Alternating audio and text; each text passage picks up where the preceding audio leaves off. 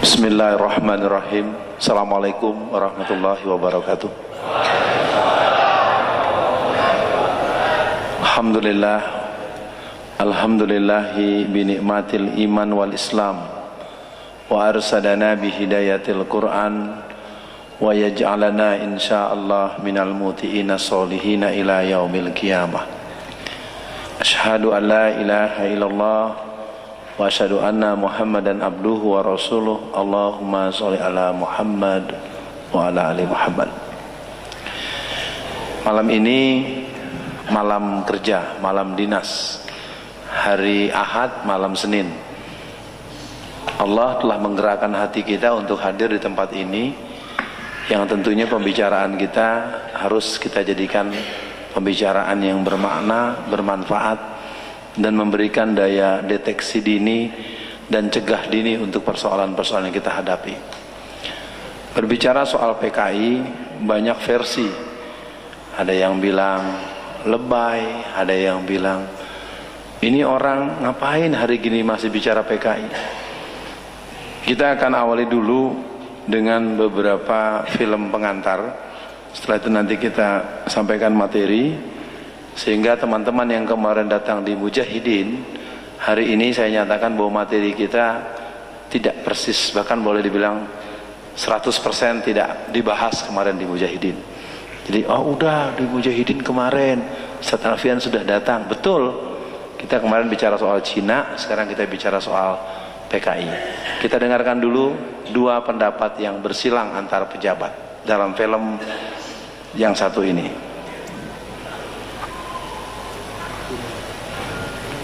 Mic-nya belum bisa dipakai. Mengurus masjid, speakernya belum bisa, Pak. Mic.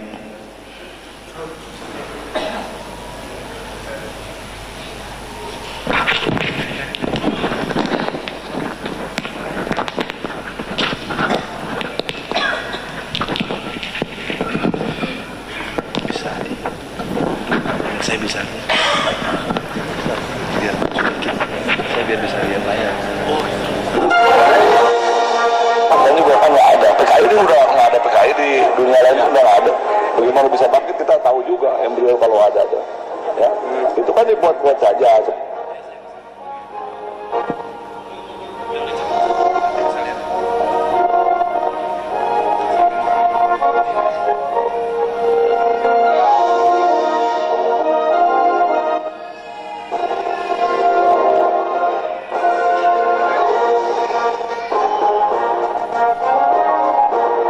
Sering sekali kita dengar bahaya laten, ditertawakan, tidak ada itu, nah, bahaya laten. Kemudian komunis sudah nggak ada lagi, ngapain disebut-sebut. Ternyata sekarang muncul. Jadi kita takut curiga juga yang bilang-bilang begitu. Nggak ada. Mungkin dia juga yang komunis kali.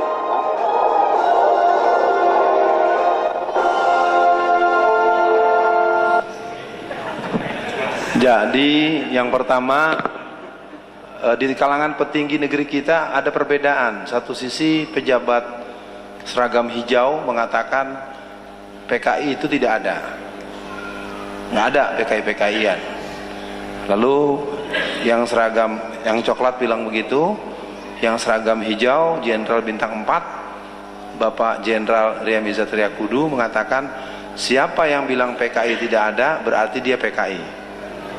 Ya. Tadi itu bukan kata saya ya, bukan saya cuman kalau tadi kurang nyimak, saya kasih tahu itu tadi begitu. Jadi ini ada persoalan ya.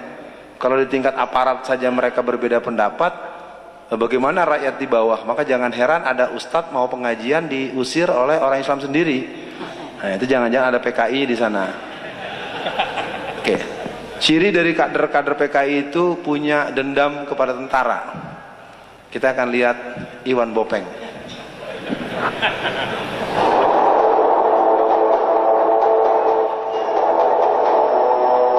Itu firman Allah ya. Kenapa kita nggak bisa fleksibel dengan beliau? Saya nggak suka. Itu. Kalau kalian nggak bisa fleksibel, saya perkarakan ini. Jelas saya perkarakan. Itu anak siapa tuh anak kecil tadi itu? Tentara gue potong di sini apalagi lo. Tentara gue potong di sini apalagi lo.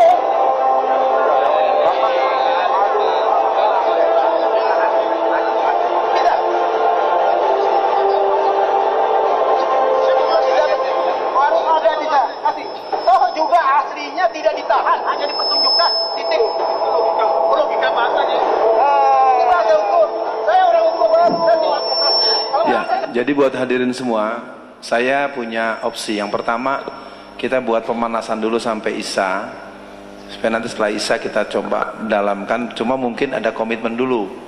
Sanggup nggak kalau sampai agak malaman sedikit? Nah nanti baru materinya mau mulai, atau pulang. Mau kemana mas? Rumah saya jauh. Ya, jauhan gue Jakarta. Lo rumah masih di Jawa Timur, berisik ya. Udah ya, jadi kalau begitu kita pelan-pelan, kita lihat dulu satu demi satu film-film. Setelah itu baru kita membahas materi. Perdebatan terjadi serius. Tapi kita juga perlu memahami kader-kader PKI itu dibangun. Kita akan lihat dulu bagaimana mereka digembleng di sebuah perguruan tinggi Islam sampai mereka berani bertakbir anjinghu akbar. Sangat memalukan dan perlu kita simak.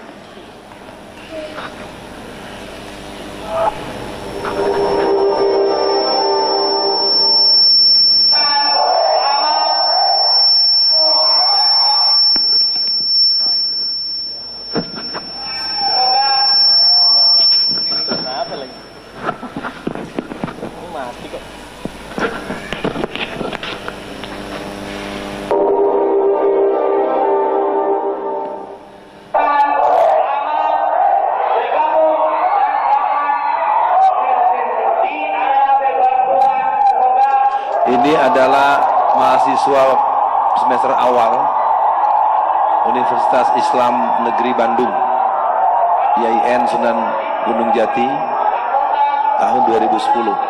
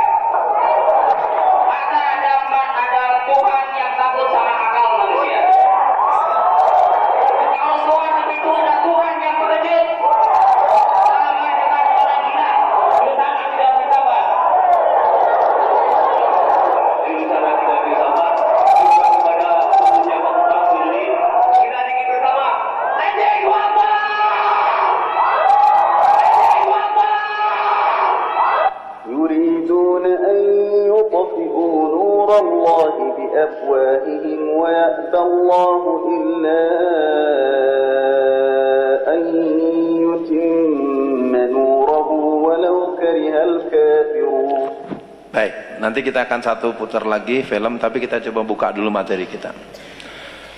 Pertama buat jamaah semua, dengan sangat tulus ingin saya katakan bahwa PKI ini sebenarnya tidak bisa lagi disikapi dengan cara seperti ini.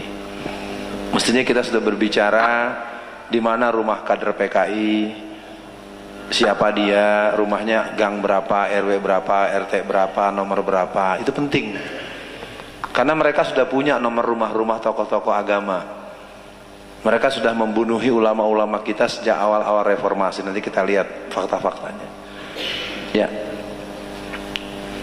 Mereka melakukan konsolidasi sejak tahun 1966 dan mereka mulai membahasakannya tahun 1996. Ketika kita punya pengetahuan pemerintah menetapkan TAP MPRS nomor 25 atau 66 yang melarang tentang PKI, maka pada tahun 1996 ada seorang tokoh, seorang muda pejabat yang bertugas, sekarang juga masih bertugas.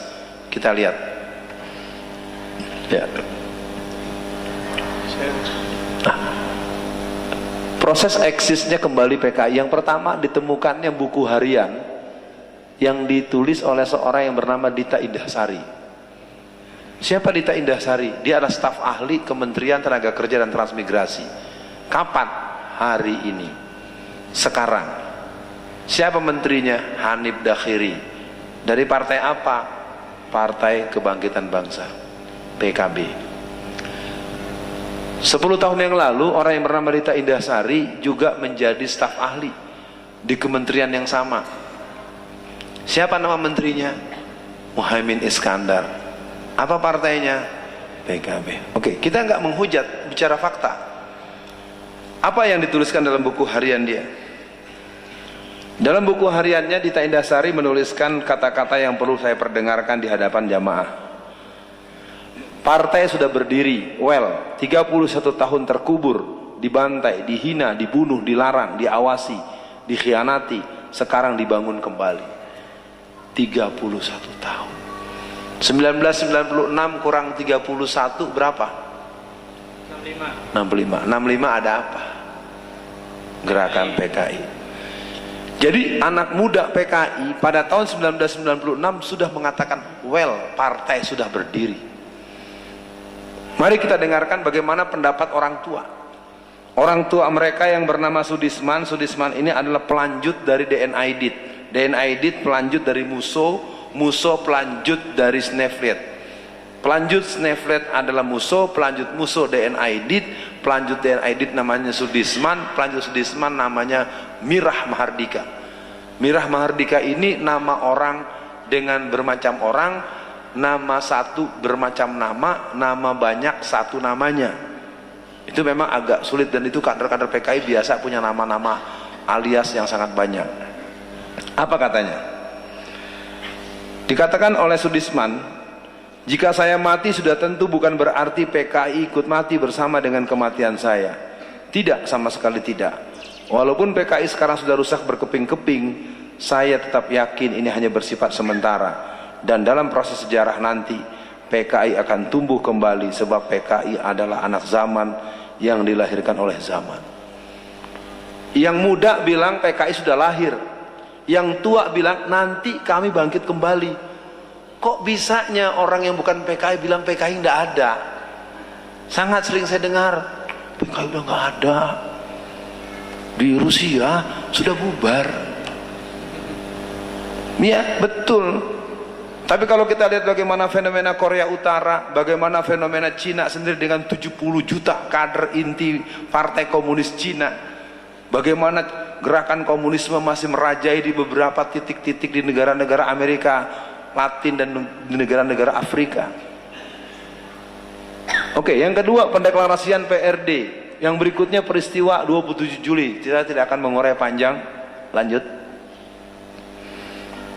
Nah, kita lihat ketika Pak Harto mengundurkan diri sebagai presiden kita yang kedua pada tanggal 21 Mei 1998, hari Kamis, tanggal 21 Mei jam 9:50 beliau mengumumkan pengunduran diri. Itu adalah hari kegembiraan buat kader-kader PKI.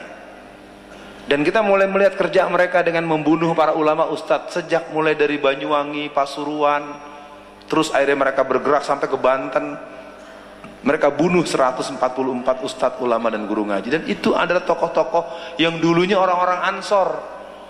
Jadi kalau sekarang Ansor atau Banser malah ngusirin ustadz, itu ngawur. Karena mereka yang nanti akan dipateni oleh orang-orang PKI. Itu sejarah. Saya bicara begini karena saya bicara langsung dengan almarhum Kiai Haji Yusuf Hasim, Ki Fakih Langitan, dan beberapa tokoh-tokoh ulama-ulama yang saya kenal. Jadi ini ada yang aneh dengan situasi bangsa kita belakang. Jadi PKI itu, nah, karena memang mereka menstempeling dengan istilah dukun santet, akhirnya orang tidak menyoal. Mereka ulang lagi dalam tahun 1999, 200 ustadz ulama guru ngaji. Itu lehernya dipenggal sampai putus, itu perutnya dibelah sampai ususnya keluar. Kenapa tidak ada yang menyoal? Karena kita sudah punya kebiasaan, kalau yang mati bukan anakku, yang kena bukan bapakku, bukan saudaraku, maka itu bukan urusanku. Itu fakta, kita nggak boleh berdebat lagi, itu fakta kita begitu. Di negeri kita ini umat Islam ini agak aneh. Sementara di Jakarta pemilihan gubernur Jakarta yang namanya Ahok itu tanggal 28 Januari 2017, yang namanya Cina dari Palembang, Cina dari Kalimantan, Cina Sulawesi, itu mereka tidak ada yang Imlek di daerah mereka masing-masing. Mereka sudah di Jakarta semua. Sementara kita membahas bagaimana nanti gubernur Jawa. Kita kan orang Surabaya. Mana innamal mu'minuna ikhwatun fa aslihu baina akhawaikum wattaqullaha la'allakum turhamun kita. Quran menyebut wallazina kafaru ba'duhum awliya'u ba'd. Sementara kita sampai pada posisi tahsabuhum jami'a wa qulubuhum satta. Kau lihat mereka seolah-olah bersatu, padahal hati mereka terpecah belah. Mereka lakukan sampai 3 tahun berturut-turut.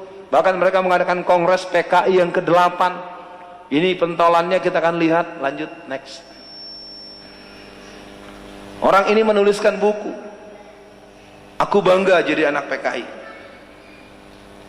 Apa yang mau kita katakan, buku ini sudah dicetak sebanyak 2 juta eksemplar dan habis di lapangan.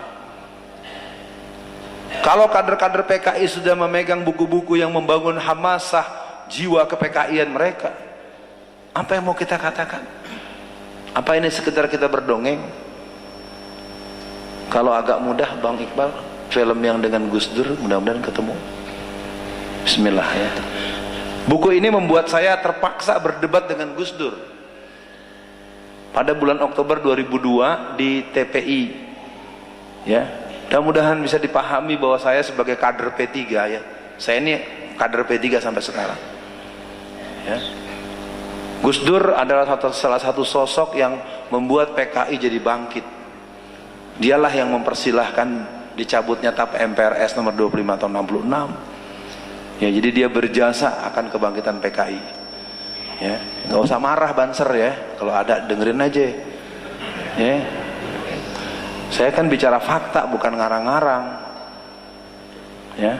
Ntar diomongin begini sakit hati, marah, suruh bubar.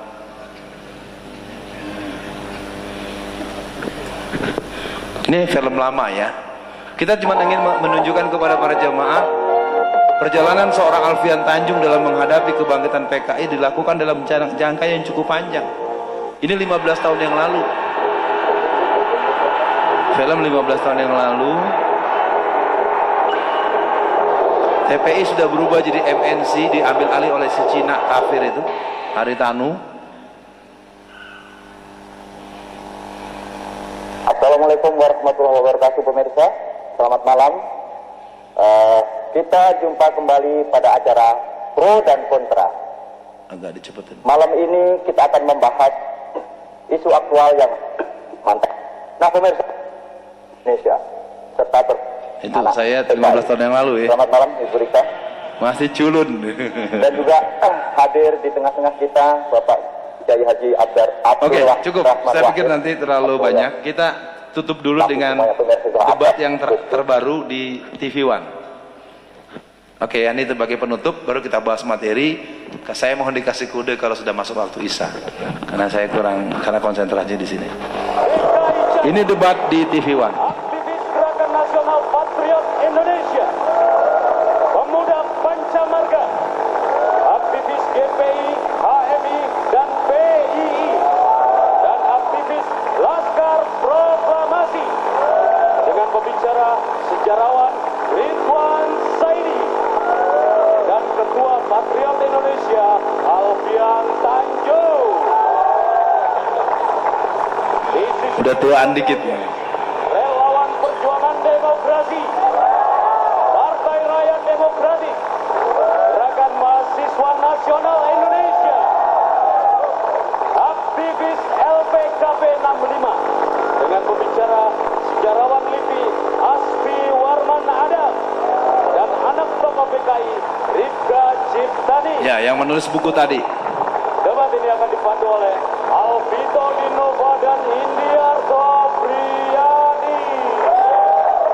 Dari studio TV One, inilah debat. Obat dokter kita tergantung aja coba pelajari saja buku saya.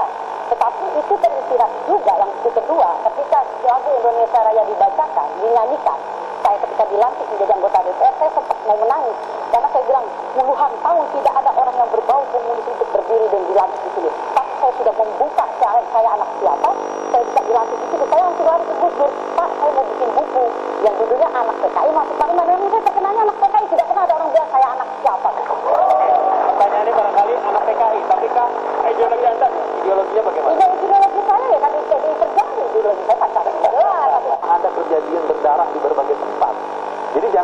sesuatu yang pernah dikerjakan tidak diakui.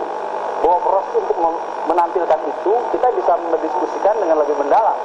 Artinya, ketika Anda mengatakan tidak akan adanya tumbuh kembali Partai Komunis Indonesia, mungkin secara penamaan belum.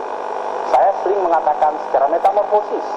Gerakan-gerakan yang mengarah kepada bentuk-bentuk yang ingin kembali menghidupkan paham-paham komunisme yang diawali dengan mengakrabkan dengan simbol-simbol, dengan lambang-lambang, dengan lagu-lagu yang mungkin Anda sangat fasih untuk menyanyikannya. Artinya, kami melihat bahwa gerakan kebangkitan PKI adalah hal yang...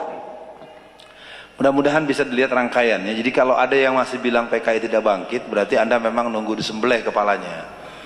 Ya, ini memang lebay kalau kata anak-anak Betawi ini ya. Oke, kita teruskan. Kita coba tengok.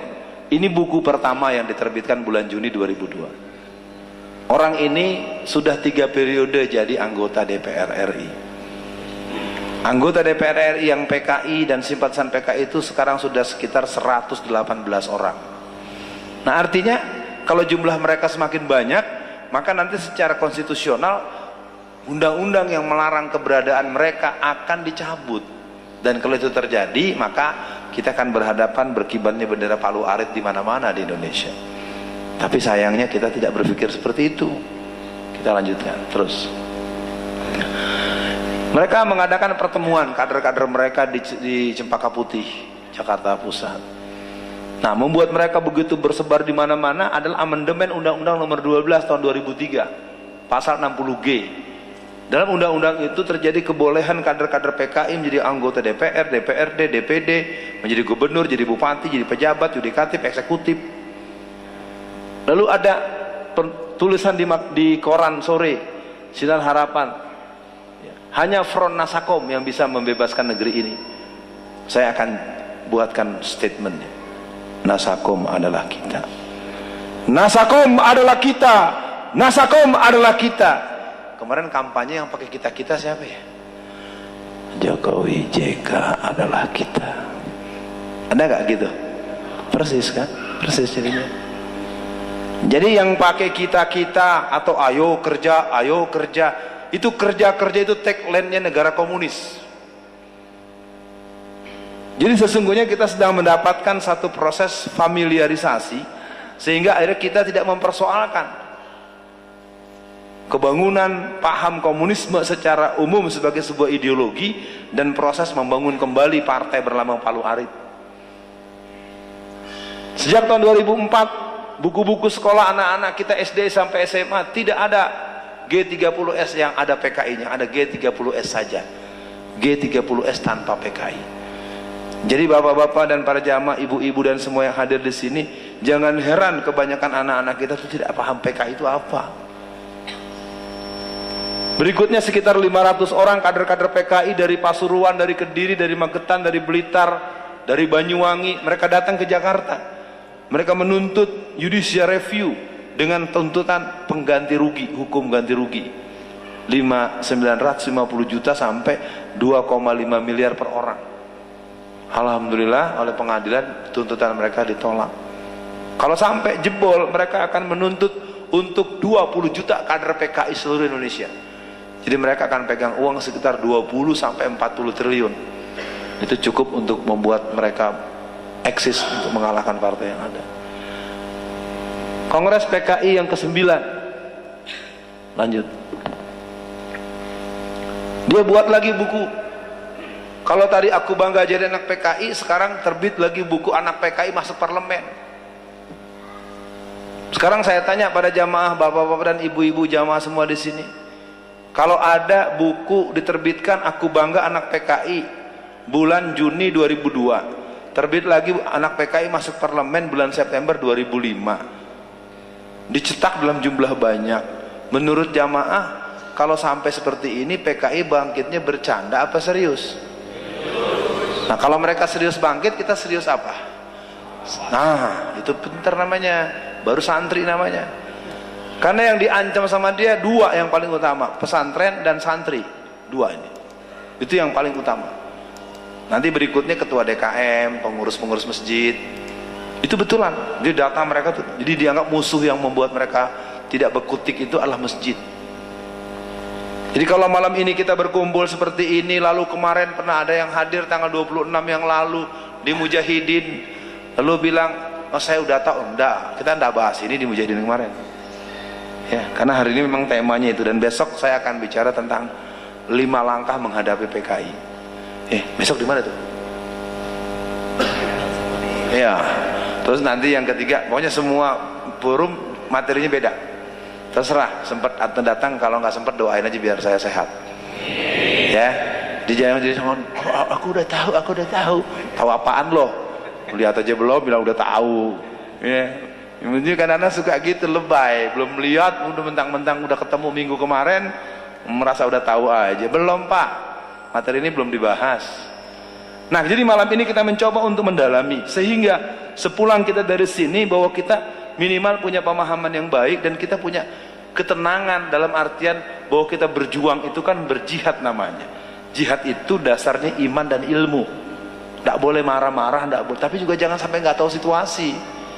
Oke, kita tuntaskan, dan saya mohon saya diberi kabar kalau Isya sudah dekat.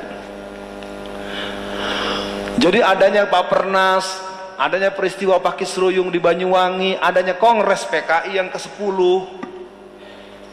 Di tangan saya ini ADART PKI hasil Kongres yang ke-10.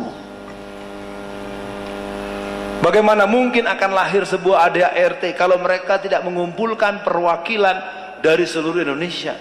Pertanyaannya sama dengan yang tadi. Kalau mereka bisa sampai punya ADART, pedoman organisasi secara nasional, berarti mereka telah berkumpul pada tanggal 15 sampai 17 Agustus tahun 2010 di Magelang, Jawa Tengah. Pertanyaannya sama. Kalau sampai mereka melahirkan ADART, ini bangkitnya bercanda apa serius? Wah, 2 kali serius dong. Ini buat ente nih. Ya. Nah, jadi malam ini kita mencoba, kalau nanti tadi ada komitmen kita sholat Isya dulu, saya minta betul, kecuali yang uzur syar'i, kalau yang lain janganlah pulang dulu. Kita perlu dialog, kita perlu mendalami, sehingga sepulang dari sini, saya nanti akan, di sini ada yang dari daerah lain nggak? Atau dari kabupaten lain ada nggak? Nggak ada? Surabaya semua? Dari mana aja?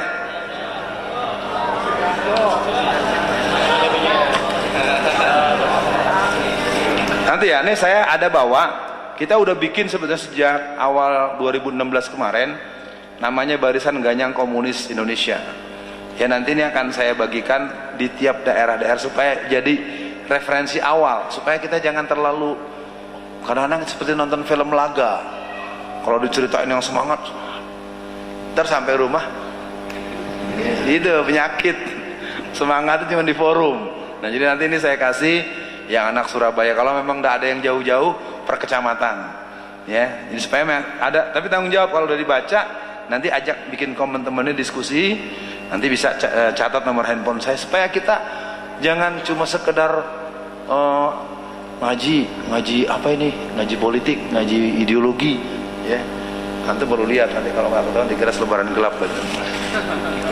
Oke, banyak hal yang bisa kita lihat, terus saja. Nah, selama tahun 2015 ada yang membuat kita terkejut. Ulang tahun PKI itu persisnya tanggal 23 Mei. Mereka memproklamirkan Partai Komunis Indonesia itu tanggal 23 Mei 1920. Gerakan PKI dibawa oleh Sneevliet, HJMF Sneevliet itu tahun 1913. Dia bentuk SDAP, SDP, lalu punya Partai Komunis Hindia Belanda, Partai Komunis Indonesia, dinyatakan didirikan tanggal 23 Mei. Ulang tahun yang ke-95 dilakukan di kantor NU. Aduh, gimana ini Pak Kiai, kok dibiarin? Nah, artinya ini sebagai catatan buat semua yang hadir, kita tidak dalam posisi menyudutkan, menjelekkan atau memfitnah, tapi ini fakta, tinggal diperiksa kok bisa terjadi. Masuk waktu ya.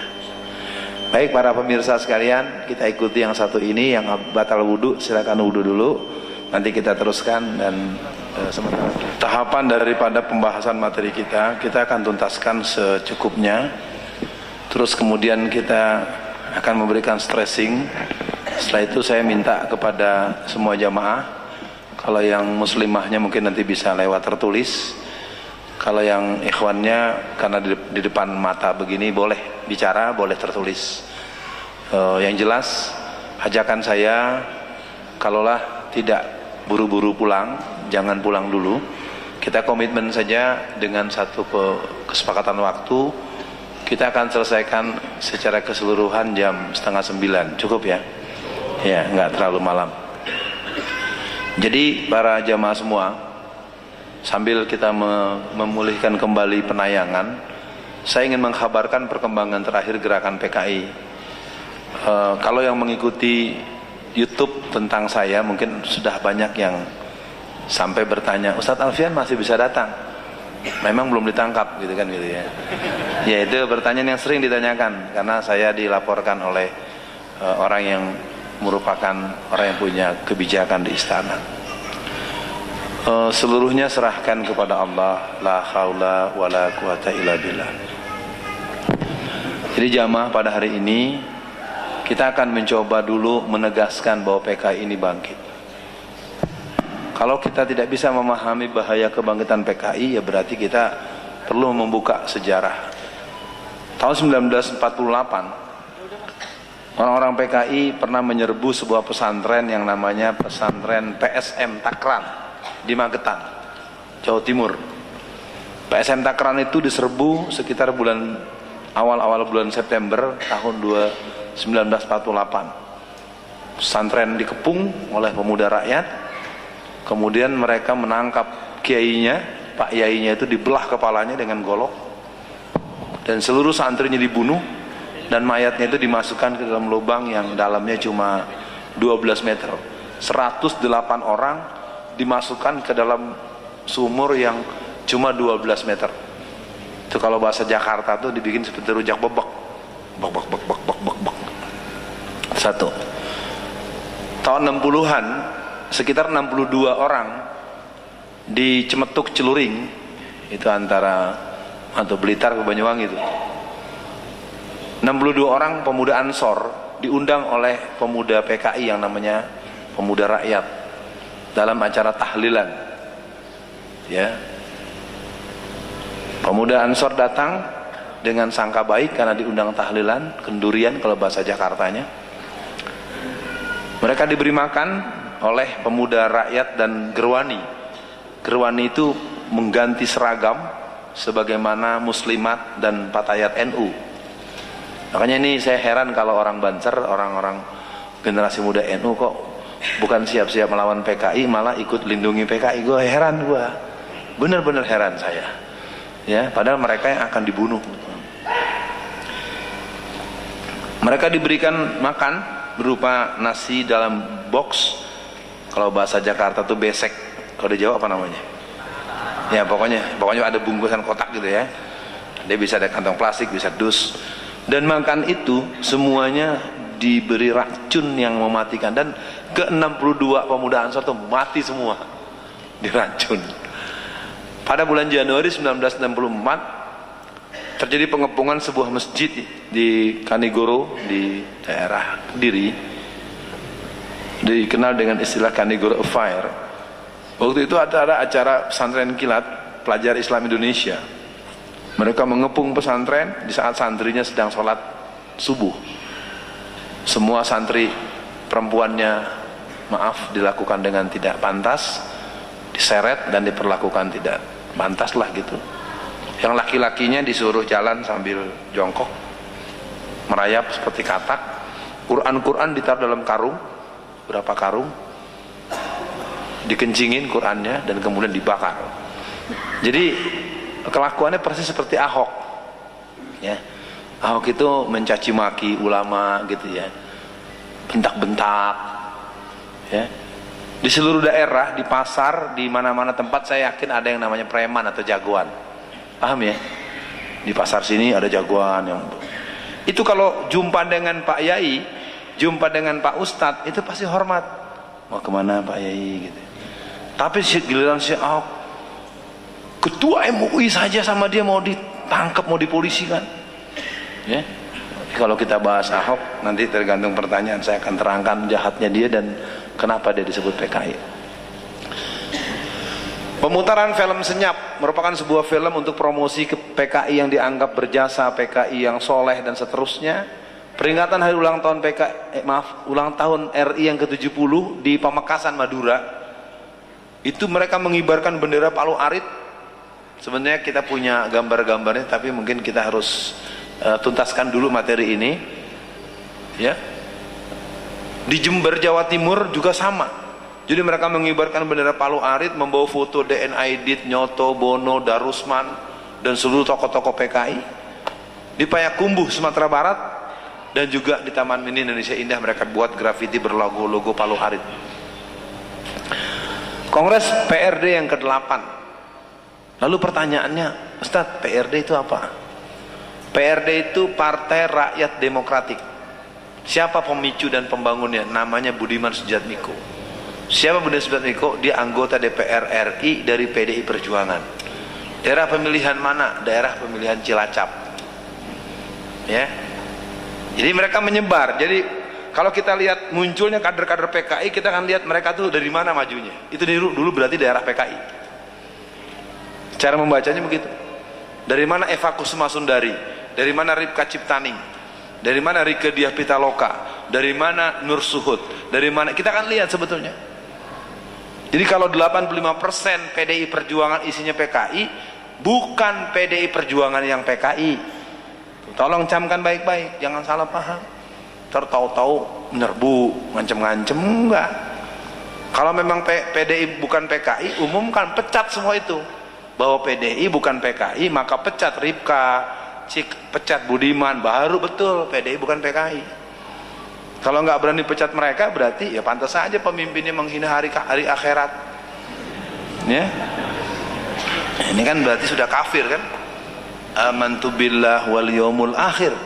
Orang-orang yang beriman itu dia mantap dengan Allah dan keyakinan dengan yaumul mahsyar, yaumul jaza, yaumul ba'ts. Jadi ini pembicaraan kita prinsip akidah. Jadi melawan PKI itu adalah sebuah bentuk perjuangan yang pernah diajarkan oleh Nabi Allah sejak Nabi Adam alaihissalam dan seterusnya sampai hari kiamat. Pertanyaan saya, apakah jamaah pada malam ini rela kalau PKI hidup kembali? Siap melawan PKI kalau bangkit kembali?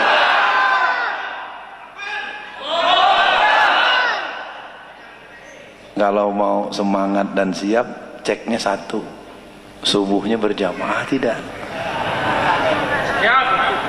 Saya ingat dulu zaman saya SMA tahun 84, jihad. Ustaz saya tanya, Alfian, kamu subuhnya berjamaah tidak?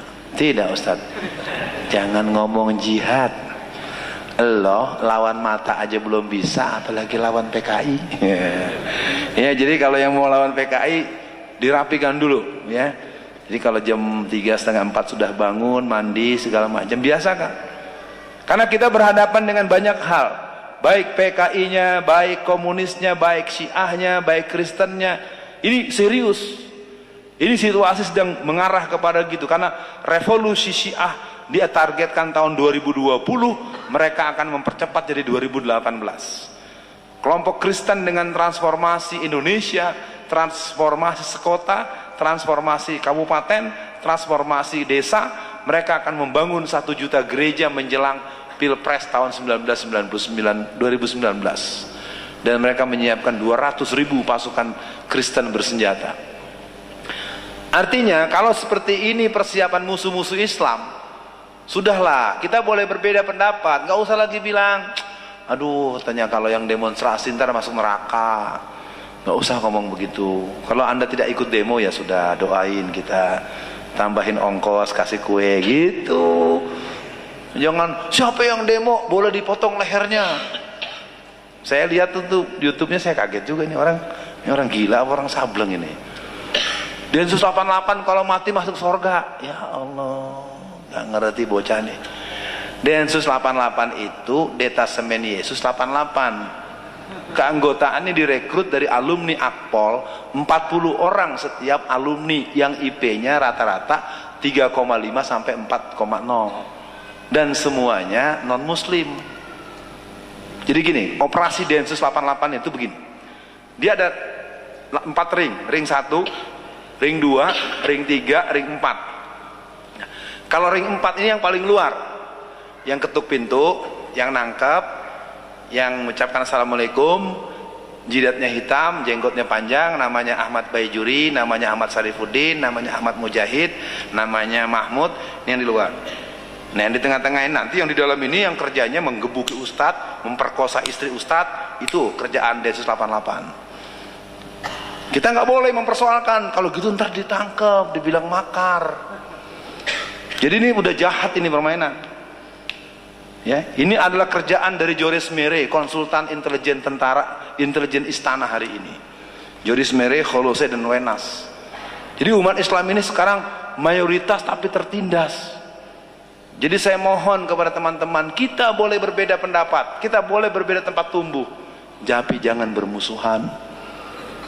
Saya sering dengar, ngaji apaan nih? Ngaji nggak ada ayatnya, nggak ada hadisnya. Ya ada ntar bab yang lain, ustadznya kan ada yang ngajar fikih, ngajar tafsir. Sekarang kita lagi bicara fikul waqi. Kita lagi bicara konstelasi politik umat. Paham? Siap lawan PKI? Siap lawan PKI? Siap lawan PKI? Takbir! Di malam ini kita gelorakan semangat jihad kita dengan iman, dengan ilmu. Kita menganggap penting teman-teman Hizbut Tahrir, kita menganggap penting teman-teman Banser, teman-teman MTA, teman-teman Salafi, semua saudara-saudara kita. Kalau kita memaklumi mereka, mereka maklumi juga kita. Ada yang prioritas lawan Syiah, ada yang prioritas lawan Kristen, tapi kita semua sholat sama-sama. Innallaha yuhibbul ladzina yuqatiluna fi sabilihi shaffan ka'annahum bunyanun marsus.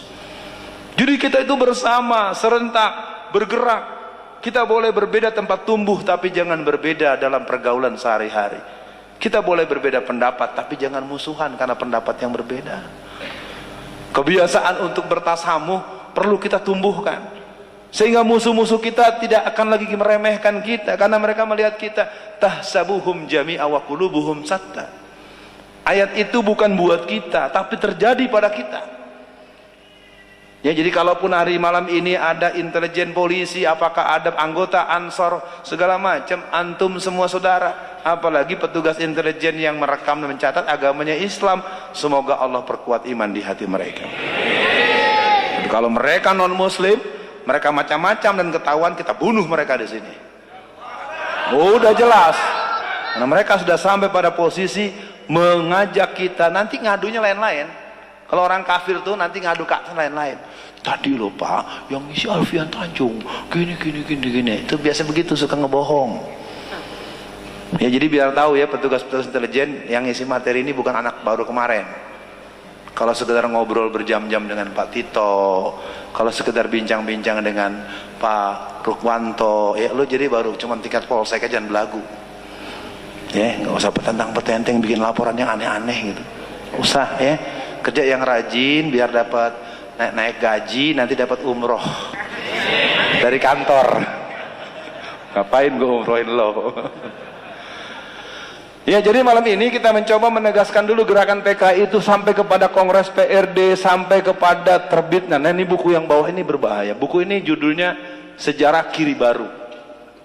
Tebalnya 612 halaman.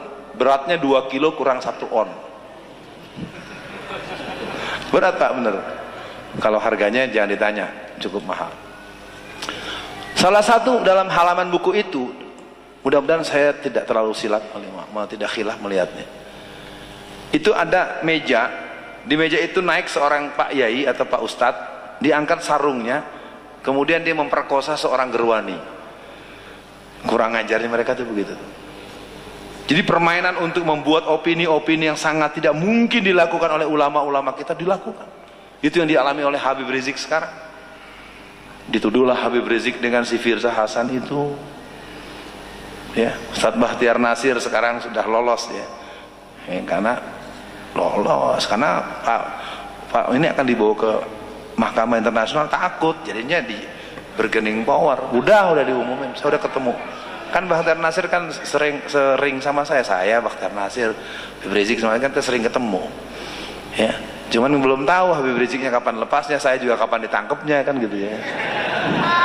Semua Munarman hanya gara-gara pecalang, begitu juga semua. Jadi orang-orang yang dianggap punya posisi trigger dalam gerakan-gerakan situasi umat ini memang lagi terus-terus dicari-cari supaya dia segera ditangkap, apalagi kalau bisa dibunuh gitu kan.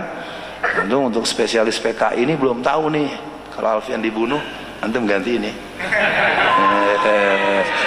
Iya, bukan soal beraninya, ilmunya udah belum. Wah, itu perlu ada TOT ya, kita perlu ada intensif course tuh ya. Lain waktu ya, nanti kita coba pikirkan cara-caranya. Lanjut. Nah, bagaimana gerakan PKI di tahun 2016? Mungkin bagian bawah yang akan kita kontrol, keberadaan sebuah yayasan yang bernama YPKP.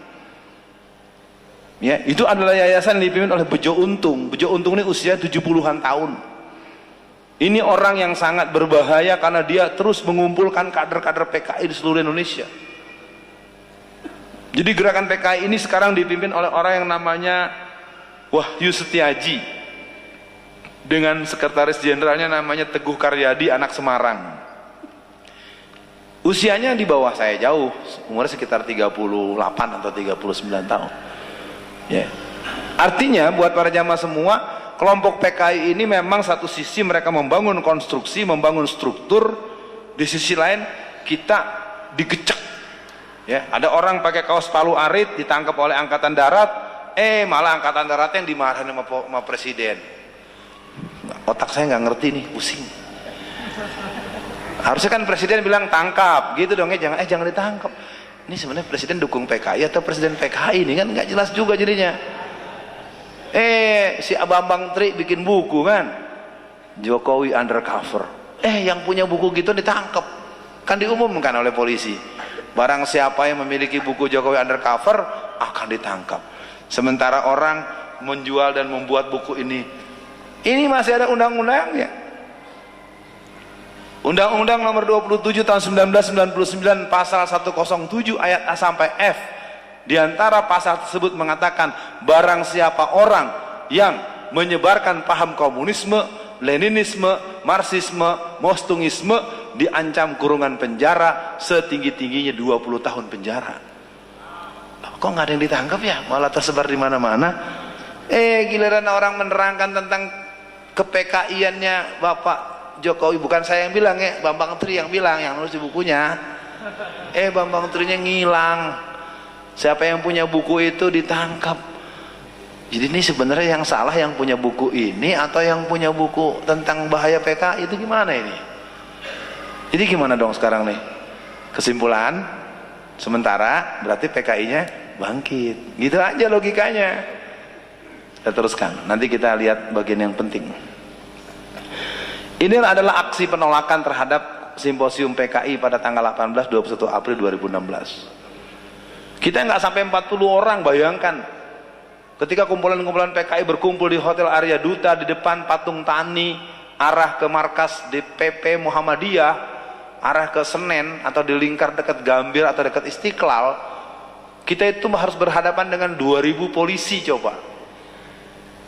Saya dalam orasi itu yang di atas itu baju merah itu saya sampai marah dalam orasi, saya bilang, polisi, lo PKI ya? Polisi diem aja gitu. Tapi kita dikepung tuh, mobil kita dikepung, kita digerek sampai ke Monas. Nah di depan Monas baru mereka deket-deketin saya, colek-colek saya, salaman. Maafin saya ya bang, mestinya lo bantuin gua tuh bubarin acara. Kenapa jadi anak-anak yang demo lu gusur ke sini? Maaf bang, perintah atasan bang. Emang begini ribet negara ini bolak-balik. Jadi malam ini kalau sampai ada orang yang menganggap pengajian malam ini berbahaya, kita akan katakan orang itu PKI. Ya, saya nyatakan dengan terbuka. Kalau ada yang bilang pengajian suruh bubar, suruh berhenti, berarti dia PKI. Udah, nggak ada lagi. Itu persis seperti Pak Riamiza tadi. Siapa yang bilang PKI tidak ada, berarti dia PKI. Udah, nggak ada lagi bercanda. Nah, cuman mungkin kemudiannya, yuk kita sama-sama jangan emosional. Ya, jangan lupa golok taruh di mana, pedang taruh di mana. Itu harus disiapkan mulai sekarang. Saya nggak bercanda, nggak basa-basi. Apakah saya dianggap provokasi? Memang iya, mau apa? Daripada antara kita disembelih duluan, ini yang kita siap-siap. Walaupun kita mati juga, kita ngelawan dulu. Nggak boleh seorang pemuda Islam dibunuh, bunuh aja aku. Ya, lawan dulu, ntar mati lain urusan. Ya, itu harus jadi komitmen. Oke, lanjut. Nah, ini yang membuat kita galau sebetulnya. Kalau yang di atas mungkin boleh dibilang sebagai referensi yang sudah kita kenal. Ini yang di bawah. Kenapa mesti balik lagi? Kita sudah punya negara dengan segala pergumulan. Sejak awal kemerdekaan, kemudian ada yang namanya Piagam Jakarta. Kok balik lagi libur 1 Juni? 1 Juni sekarang diliburkan nasional. Disebut dengan Hari Pancasila. Pancasila siapa? Pancasilanya PKI. Kan udah kacau negara ini. Kok begitu Ustaz? Karena 1 Juni itu Pancasilanya sila kelima, ketuhanannya sila kelima. Padahal 22 Juni juga kita punya yang namanya Piagam Jakarta, ketuhanan dan menjalankan syariat Islam bagi para pemeluknya. Kita sudah kompromi ketika Ki Bagus Hadikusumo sebagai tokoh Islam mendapatkan sedikit PDKT dari Soekarno. Soekarno membisiki lewat Pak Kasman Singodimejo agar Pak Ki Bagus Hadikusumo ini toleransi. Kita kecewa dengan dicoret 7 kata. Artinya ketika 1 Juni sebagai Pancasilanya kaum Marxis komunis, 22 Juni sebagai Pancasilanya kaum muslimin dengan Piagam Jakarta dianggap sebagai rentetan kebangkitan pola penataan Kalimatun Sawa, mestinya jangan balik lagi. Sekarang balik lagi. Siapa yang punya kerjaan? Aksi sepihak. Siapa yang berbuat aksi sepihak? Ada di situ tulisannya. Baca aja sendiri. Negara ini bukan punya dia, mesti dibicarakan di DPR. Seenaknya aja ngerubah dasar negara. Ini kan berarti ngurus negara seenak perutnya aja. Boleh apa tidak ngurus negara seperti ini? Nggak bisa. Ini namanya negara asal-asalan. Libur hari santri, saya bukan menolak. Kalau ada yang bilang libur hari santri, nggak salah mahasiswa minta libur hari mahasiswa. Oh iya dong, kenapa ente minta libur hari santri? Ntar libur lagi hari dosen minta libur. Apa lagi? Libur hari office boy. Ya, semua pada libur, semua nanti. Itu tadi, karena ngomongnya asal goblek. Gara-gara masa kampanye, janjiin begituan, dituntut. Sekarang pertanyaannya, kalau libur hari santri mau ngapain? Libur sehari. Mondok di Jombang, rumah di Tangerang. Naik bus aja 2 hari 2 malam. Baru tengah jalan masuk lagi, balik lagi. Ya lo, iya, nggak keru-keruan. Kita liburnya banyak betul. Negara kita negara paling banyak libur seluruh dunia. Ya, Sabtu libur, Lebaran libur, Idul Kurban libur, Isra Mi'raj libur, Maulid libur, Natal libur, Imlek libur. Kalau teman-teman mau memahami di dunia-dunia luar, itu Idul Fitri nggak libur. Dia libur Natal aja. Mesti di sini yang libur hanya Idul Fitri, Idul Adha. Ya kalau kita hormatin Natal, udah 3 hari aja, yang lain nggak usah libur. Orang cuma 1% libur. Libur sendiri aja lah, dispensasi gitu. Masa lu yang Lebaran gue yang libur? Ya nggak logis. Tapi memang kita ini mayoritas seperti bagaimana omongan Pak Soekarno dengan Ahsan Bandung. Menarik ini. Ahsan Bandung itu seorang tokoh Islam, pendiri Persis. Satu hari dia terlibat berdiskusi dengan Profesor Insinyur Soekarno, presiden pertama. Pak Ustadz, kita harus menghormati yang minoritas. Menarik juga jawaban Pak Ustadz Ahsan Bandung. Ya, kita menghormati yang minoritas, tapi kan bukan berarti mengabaikan yang mayoritas. Memangnya yang mayoritas nggak dihormatin? Ini yang terjadi hari ini begitu. Kita terlalu dipaksa untuk toleransi, jangan sara, jangan sara. Semua gereja di Jakarta perintahnya cuma satu, pilih Ahok. Dalam penghitungan rekapitulasi di KPUD DKI Jakarta, dari gereja 100% nyoblos nomor 2. Kenapa kita kaum muslimin tidak punya keberanian menegaskan pilih pemimpin muslim. Berani sih berani, tapi amplopnya beda. Ini persoalan. Malu kita, karena hampir 40% yang mencoblos Ahok itu adalah muslim. Berarti kan Qurannya nggak dipakai. Makan daging babi hukumnya apa? Memilih pemimpin non muslim? Berarti memilih pemimpin non muslim sama dengan makan daging babi. Kok bisanya masih milih? Nah ini persoalan serius. Ntar yang keluar banser lagi. Gue bingung mau banser ini. Ente Islam bukan sih? Ya jadi bingung sendiri gua. Ntar ngomong begini ngamuk lagi di luar. Suruh berhenti lagi ceramahnya. Ente PKI apa bukan sih? Gitu. Kan jadi bolak-balik kita ribet kalau begini caranya. Ya, akhirnya bukan menghadapi musuh, malah kita menghadapi sesama muslim sendiri. Inilah pola kerja paham komunis. Gitu. Biar gampang lihatnya. Ya, kalau ada yang marah-marah tinggal kita lihat, lu kenapa marah? Masalah buat lo. Ya, nah baik, kita coba melihat bagian-bagian berikut. Nah, kesimpulan, PKI bangkit. Maka pilihan dari adanya kebangkitan itu kita mesti mengadakan perlawanan. Jadi pada malam ini saya bilang tadi saya sudah berikan pada Ustadz Abu Hamzah. Ini mungkin nanti beberapa daerah karena saya tidak tahu jumlah berapa yang hadir, supaya nanti bisa diambil, tidak usah berebut. Ya, ini adalah 3 dokumen yang pernah kita buat selama kurang lebih 2 tahun kemarin. Ada deklarasi Menteng Raya 58 tentang Ganyang PKI, ada maklumat barisan Ganyang PKI jilid pertama. Ya, ini sebagai referensi aja, siapa tahu mungkin ada yang mau mulai membangun gerakan perlawanan. Kita nggak bisa separuh-separuh. Paling tidak kita punya kesadaran kolektif. Kalau menghadapi mereka, kita nggak boleh kompromi. Lawan PKI kompromi mah dipateni. Lu disembelih loh. Orang suka bilang, kita harus ini terjadinya pelanggaran HAM. Nanti dulu. Jangan berbicara persoalan berdasarkan akibat. Perlu memahami persoalan berdasarkan penyebab. Jamaah harus paham nih. Jadi jangan saya bukan sedang mengajarkan ke dendam di paham komunisme itu. Lihat tuh kayak si Iwan Bule tadi. Iwan apa nih?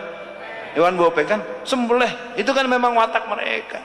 Angkatan bersenjata Republik Indonesia bubarkan saja, tidak berguna. Itu lagu-lagu PKI. Apa yang keluar dari Iwan Bopeng itu adalah ekspresi dari kader-kader yang dididik. Kenapa mesti dilindungi oleh yang namanya Ripka Ciptaning? Kan Ripka Ciptaning yang melindungi agar dia jangan ditangkap. Harus ditangkap yang begitu. Itu udah penghinaan. Itu udah penghinaan lembaga. Dan tentara jangan diam, harus buat pengacaranya. Jangan jadi penakut lawan PKI. Ya, ini tentara beraninya sama pribumi, sama Cina takut. Polisi juga begitu. Kalau kesenggol mobilnya sama pribumi mau dipukul. Kalau sama Cina, ntar lo bilangin sama Ahok. Lo jadi takut sama Iya, saya udah lihat di mana-mana. Biar seragam, biar polisi, biar tentara. Kalau sama Cina jadi takut. Tapi kalau sama pribumi belum apa-apa udah melotot matanya. Udah mau mukul aja bawaannya. Lu baju seragam juga gua itu bayar pajak gua itu. Udah ya, jadi sekarang kita coba lihat bagaimana orang tua kita dulu. Lanjut. Ada mic yang bisa dipegang nggak? Ini agak nggak kebacaan.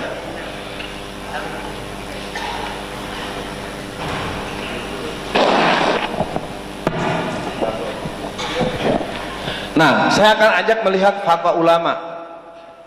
Jadi ulama-ulama kita tahun 1957 itu melakukan sebuah pertemuan. Kita baca jejak sejarah perjuangan ulama melawan PKI. Keputusan Kongres Alim Ulama seluruh Indonesia dilakukan di Palembang tanggal 8 sampai 11 tahun 1957. Siapa yang menghalangi kepalanya? 900-an lebih. Supaya jadi pengetahuan buat kita bahwa dulu orang tua kita, sesepuh kita tuh sudah berbuat. Apa kata mereka?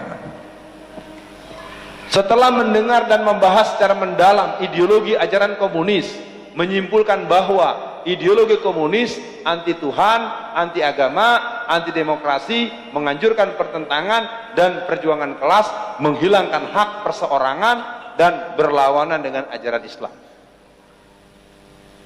Jadi ini bukan ini pengajian hari ini.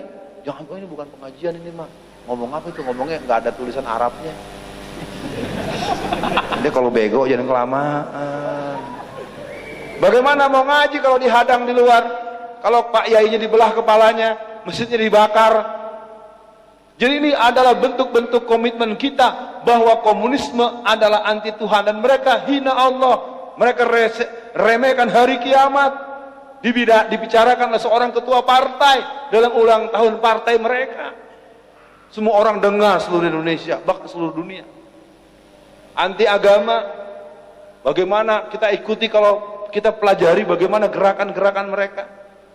Anti demokrasi, beda sedikit diserbu. Ya, dulu teman-teman FPI tidak sengaja nabrak ibu-ibu mati, diserbu, ujung-ujungnya suruh bubar. Giliran kampanye PDI Perjuangan nabrak ibu-ibu mati juga, nggak diapa-apain. Ini lucu nih, kadang-kadang namanya orang ketabrak kan nggak sengaja. Masa orang bawa mobil nabrak mati, masa yang mati karena Anda orang FPI lalu FPI suruh bubar? Karena ada orang nabrak polisi nabrak orang mati, berarti polisi suruh bubar dong. Kan logika sederhana, kenapa jadi suka aneh? Ntar jangan-jangan ada anak kecil jatuh, jatuh tuh anak kecil, jangan-jangan gara-gara FPI itu, anak kecilnya jatuh FPI disalahin, bener geblak juga dah. Lanjut, memutuskan ideologi komunis adalah kufur hukumnya, haram bagi umat Islam untuk menganutnya. Kemudian bagi yang menganutnya dengan keyakinan dan kesadaran, kafirlah dia, serta tidak sah menikah dan menikahkan dia. Tidak pusaka mempusakai dan haram jenazahnya diselenggarakan secara Islam. Sekarang udah mulai nih, ya pendukung Ahok nggak disolatin, pada kebingungan. Biarin dia mau sholat sendiri kali ya. Gereja nawarin diri, kata gereja biarin aja dia murtad. Ya, ntar kata malaikat nggak jadi masuk surga nih bang. Ente lagi 700.000 doang pindah si Ahok. Ya Allah. Kita tutup. Satu lagi. Saya mengajak para semua, pilihan kita pada malam ini adalah meluaskan kesadaran akan paham komunisme yang semakin mewujud dalam alam pikir. Contoh, nyari yang haram aja susah, apalagi yang halal. Ada yang begitu di masyarakat? Banyak apa sedikit? Itu tanda orang yang berpaham komunisme. Ya iyalah, al-halalul bainun, al-haramul bainun. Halal itu jelas, haram itu jelas. Jadi kalau antum mengaku muslim, memandang remeh hal-hal yang haram, oh berarti ada apa salah dalam akidahnya. Ngaji nih, malam ini pengajian. Jadi jangan bukan pengajian, alam pikir, alam rasa.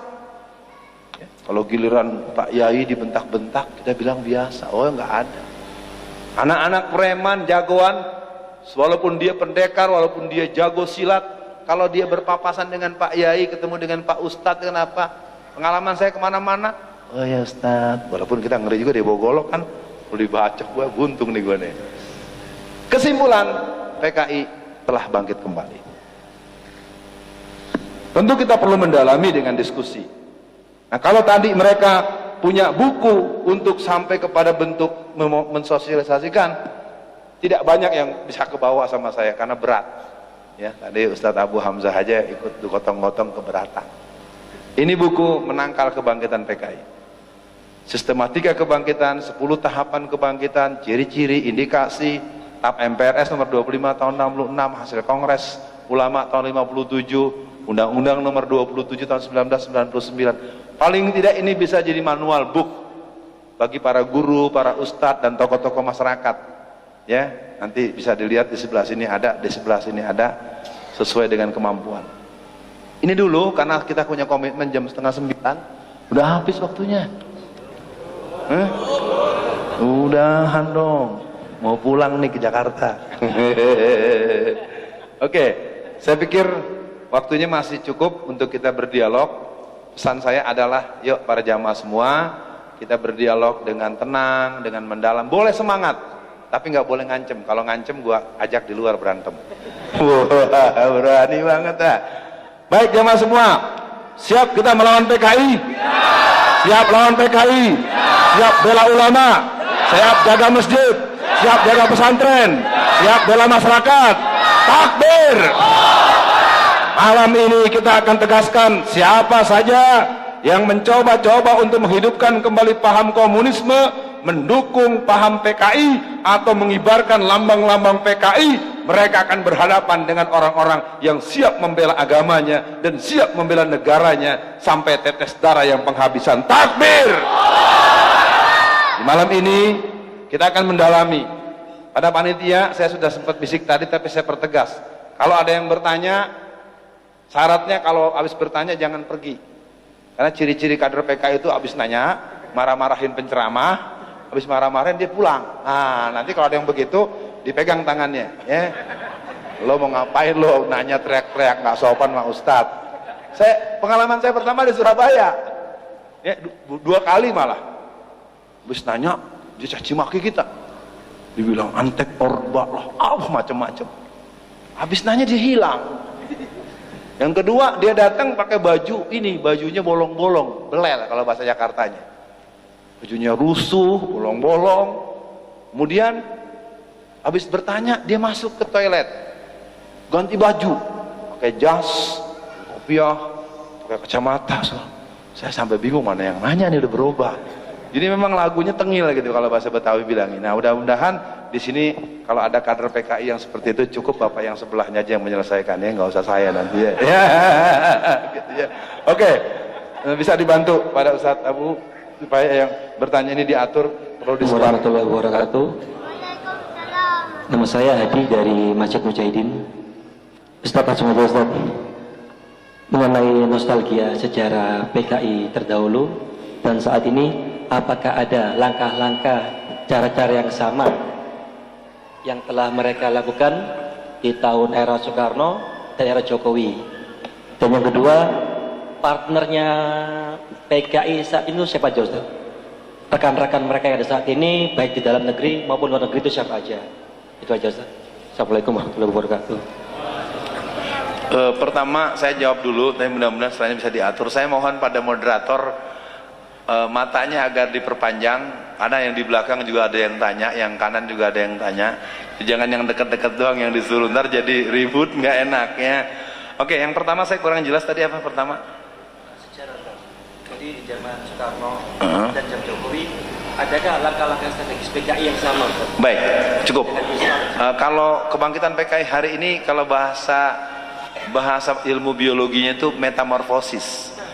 Jadi kalau seekor kodok, ya, kodok tahu kodok, katak tahu katak, kalau di petelur namanya cebong. Nah, cebong tuh nanti belum berbentuk tuh, dia gitu tuh, dia lagi gini,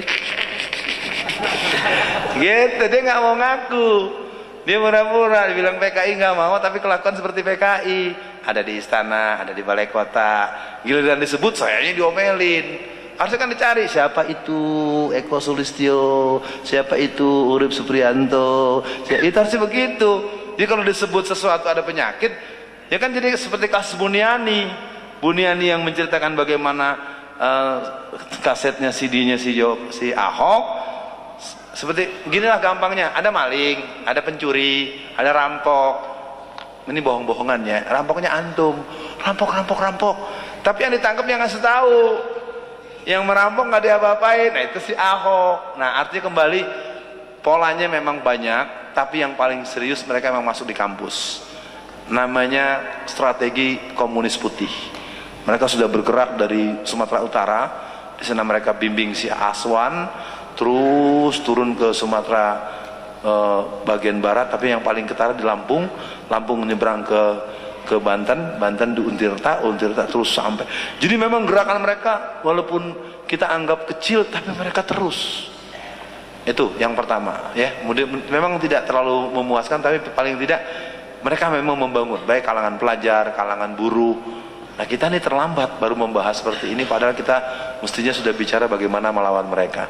Tadi yang kedua, Oke, bagus pertanyaannya. Gerakan komunis sebetulnya otaknya ada di Perancis. Namanya Karmel Budiardjo, perempuan. Namanya Karmel Budiardjo itu suaminya, kader PKI.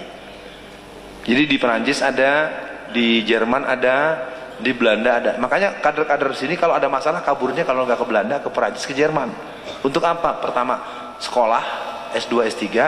Kedua, ngambil uang. Jadi kalau kita dengar dulu ada kasus Munir ditembak mati, dihukum mati, diracun. Saya bilang mestinya kita nggak usah berisik, karena memang dia datang ke sana untuk menambah bekal ketika dia berangkat ke Belanda. Bahwa Munir dulunya adalah HMI betul, tapi memang kemampuan mereka melakukan yang namanya brainwashing, kemampuan mereka mengadakan cuci otak itu memang sistematik. Ya saya memang menghindari terbuka menyebutnya, tapi kalau nggak disebut kita jadinya tidak melihat, karena di sana kita lihat bagaimana Pak Muhdi itu seorang jenderal Muslim, ya walaupun agak berat kita bertentangan dengan wartawan. Nah jadi kalau ditanya partner-partner mereka, yang pasti kelompok PKI itu menjadi kuat karena ada yang namanya jaringan jurnalistik. Mereka tidak PKI tapi mereka sangat memaklumkan gerakan-gerakan komunis. Terus lembaga budaya, film-film seperti Perempuan Berkalung Sorban, Tanda Tanya, Biarkan Berbeda. Jadi Hanung Bramantyo itu persis seperti kelompok-kelompok lekra tahun 63, 64. Ya, jadi kalau mau kita baca sebenarnya mereka punya nafas yang sama. Kalau dulu ada tonil atau sandiwara Matine Gusti Allah, dan mereka bikin juga sandiwara tonil dengan judul Malaikat Jibril disunatin, itu juga merupakan penghinaan-penghinaan yang muncul dalam bentuk film. Karena Saskia Meka itu istri daripada Hanung Bramantyo kan terang-terangan dukung Ahok. Ya, dia dengan bersemangat, Ahok itu laki-laki mulia. Itu bagaimana walak-wal baroknya? Bagaimana ada seorang muslim bisa memuji orang kafir sebagai orang yang soleh? Lu ngaji di mana orang kafir soleh? Ya, ini kan ribet namanya itu ya. Nggak pernah ngaji kata bocah tuh ya. Ya. Nah, jadi kalau ditanyakan rival, nah sekarang mereka sudah masuk kemana-mana.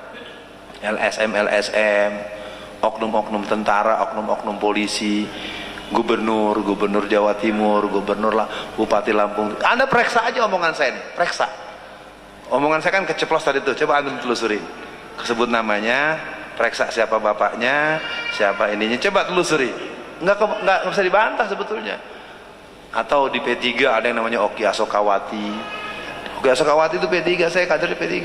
Tapi ayah beliau namanya AKBP Anwas. Anwas itu adalah PKI golongan A. Kalau golongan A orang ngerti itu, golongan yang paling parah dan paling keras. Dan dia pernah menulis buku yang berjudul Lupakan Masa Lalu. Ketika buku itu terbit di masyarakat, karena di situ menerangkan bagaimana sepak terjang ayahnya yang PKI, akhirnya buku itu ditarik. Tapi kan orang yang udah beli kan nggak mau mulangin, udah banyak yang baca. Jadi mereka tuh ada di mana-mana, ada di DPR, ada di instansi hukum, ada di pesantren. Ya, di Jawa Timur ini ada satu pesantren yang pimpinannya itu adalah kader PKI tahun 50-60an. Ya cuma mohon maaf saya lagi lupa, kalau ingat ntar saya sebut namanya dan pesantrennya. Beneran ada, saya punya datanya itu. Ya ciri-cirinya gampang kok. Kalau orang yang punya keberpihakan pada PKI, dia tidak bersedia ada pembahasan soal PKI. Gitu aja, yang paling gampang sekarang gitu aja. Kalau ada Pak Yai, kita nih perlu datangkan atau perlu bahas sekali, tolong panggil untuk menerangkan bahaya PKI. Nah kalau Pak Yainya sampai marah, nah Pak Yai ini ketahuan nih. Oh iya mesti. Pokoknya kalau ada orang yang marah pembahasan PKI, kalau bukan PKI mesti temennya PKI. Ya, nggak ada lagi bisa dibantah. Itu kan yang bilang jenderal tadi, bukan saya. Jenderal Diamizat. Mohon maaf Mas, mungkin akan panjang kalau untuk antum sendiri. Kepada Ustadz mohon diatur supaya. Iya Ustadz, saya persilakan mantan ketua BEM Munir dulu Ustadz, aktivis bener-bener nih. Wah, mungkin perlu bertanya. Baik. Bismillah. Ustadz. Jadi kalau saya tertarik ketika Ustadz Alfian mention kampus Ustadz, karena memang faktanya hari ini mereka berusaha untuk ini Ustadz, karena kita yang muda ini itu kan nggak lahir tahun 60-an Ustadz, jadi mereka berusaha untuk mendistorsi sejarah. Nah pertanyaan saya adalah bagaimana cara kita untuk menangkal distorsi sejarah mereka ini, Ustaz. Artinya kita baru tahu mana sejarah yang benar dan mana sejarah yang mereka buat-buat. Karena ini bahaya Ustaz, bagi kita, Ustaz. Seperti itu. Ini sangat mengerikan. Kemudian juga mereka juga berusaha untuk Ustaz, mendekatkan antara Islam dengan kiri, dengan mengenalkan Tan Malaka, mengenalkan Haji Misbah, bahwasanya Islam dan PKI komunis itu adalah tanda kutip sama-sama. Bahkan buku-buku mereka juga sekarang banyak beredar seperti Karl Marx dan Nabi Muhammad SAW seperti itu. Dan banyak, artinya gimana kita langkah taktis strategis menangkal hal yang tanda kutip secara dialektika, Ustaz, secara kemampuan berpikir, kemampuan mendebat. Mereka saya anggap lebih banyak dan lebih mampu daripada kita yang menurut saya, Ustaz, kita lebih pasif, lebih memilih untuk sabar, doakan saja, ngerti, Ustaz. Mohon nasihat jenengan, Ustaz. Syukran. Tokoh-tokoh PKI atau dalam doktrin PKI, beberapa tokoh-tokoh pergerakan masa lalu sering bilang gini, adalah aneh kalau ada orang muda tidak tertarik dengan komunisme. Karena paham komunisme itu adalah paham yang proletar. Rakyat bersatu tak bisa dikalahkan. Saudara-saudara, ini adalah tanah nenek moyang kita, saudara-saudara. Kita rebut, saudara-saudara. Wah, bapak moyang loh. Memang begitu lagunya mereka. Jadi mereka tuh punya kebiasaan, kalau pendapat dia itu harus dianggap benar dan orang lain nggak boleh berpendapat selain pendapat dia. Itu disebut dengan doktrin, dan mereka melakukan yang namanya MDL dan MDH.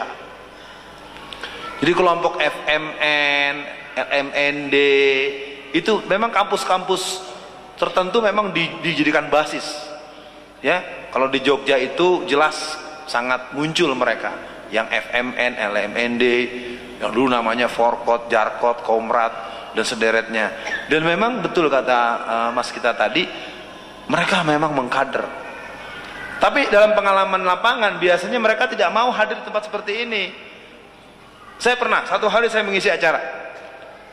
Saudara Alfian, Anda jangan sombong. Anda harus belajar sejarah bahwa yang namanya Muhammad itu belajar dari Karl Marx. Wah, tepuk tangan orang satu kampus. Maksudnya biar saya tuh down. Pokoknya caci maki habis. Dibilang saya ini fanatik, nggak ada ujung pangkal. Nah, saya pakai bahasa Betawi kan. Udah tong nanyanya, Allah kalau goblok jangan kelamaan. Nabi Muhammad itu lahirnya bulan April tahun 571. Yang namanya Karl Marx itu lahirnya tanggal 5 bulan Mei di Trieste, Jerman tahun 1818. Bagaimana ceritanya yang beranak belakangan ngajari guru yang duluan? Goblok lu. Memang mereka biasa begitu, Pak. Jadi kalau kita bertemu dengan mereka pasti antum ngalamin, kita tuh dibikin nggak boleh punya pendapat kecuali kita harus merasa salah di hadapan mereka. Makanya debat-debat di TV sekedar sebentuk tahanut bin nikmah dan juga mohon doa lanjutan buat gerakan perjuangan ke depan. Kenapa saya harus berhadapan dengan Rifka Ciptaning lagi? Saya sudah bilang sama Ustaz Abu Hamzah tadi. Ketika muncul perdebatan di semua stasiun TV, kalau diketahui narasumbernya adalah saya, itu yang laki-laki nggak ada yang mau maju.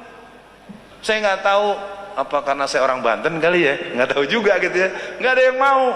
Sampai manajer kok TV bilang, Bang Alfian, ini kok kalau abang yang dimajuin nggak ada yang mau muncul mereka. Ya karena memang orang-orang PKI itu sebenarnya kan dia udah tahu bahwa dia salah, cuman memang dia sudah didoktrin begini. Saya cek ya, saya tes ya. Apa warna buku ini? Warna buku ini? Jangan jawab dulu ya. Warna buku ini apa? Kepalanya saya tembak, pecah kepalanya. Warna buku ini, des, pecah. Udah 2 kepalanya pecah. Siapa yang bilang buku ini merah akan punya nasib yang sama dengan kedua kepala yang sudah pecah tadi. Saya bilang buku ini warnanya putih. Apa warna buku ini? Putih. Nah, terus-terusan. Nah, itu yang terjadi di kalangan pelajar. Di kalangan pelajar mereka punya pengkaderan namanya Kurpol. Kurpol itu kuliah revolusi politik. Salah satu materinya adalah mereka mendapatkan sejarah pergerakan bangsa Indonesia. Di antaranya adalah tentang PKI. Adik-adik, hari ini kita akan membahas tentang PKI. Apa PKI? Partai Komunis Indonesia. Salah. Apa PKI? Salah. Wah, yang lain bingung kok salah terus nih. PKI itu bukan Partai Komunis Indonesia, tapi Partai Kemerdekaan Indonesia. Paham? Udah bingung kan? Paham?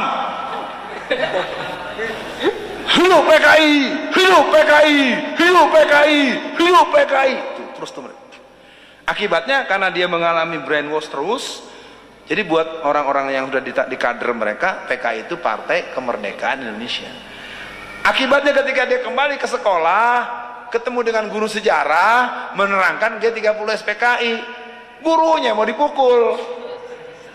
Saya kenapa tahu begini? Saya ketemu sama guru sejarah di sebuah sekolah di Tangerang.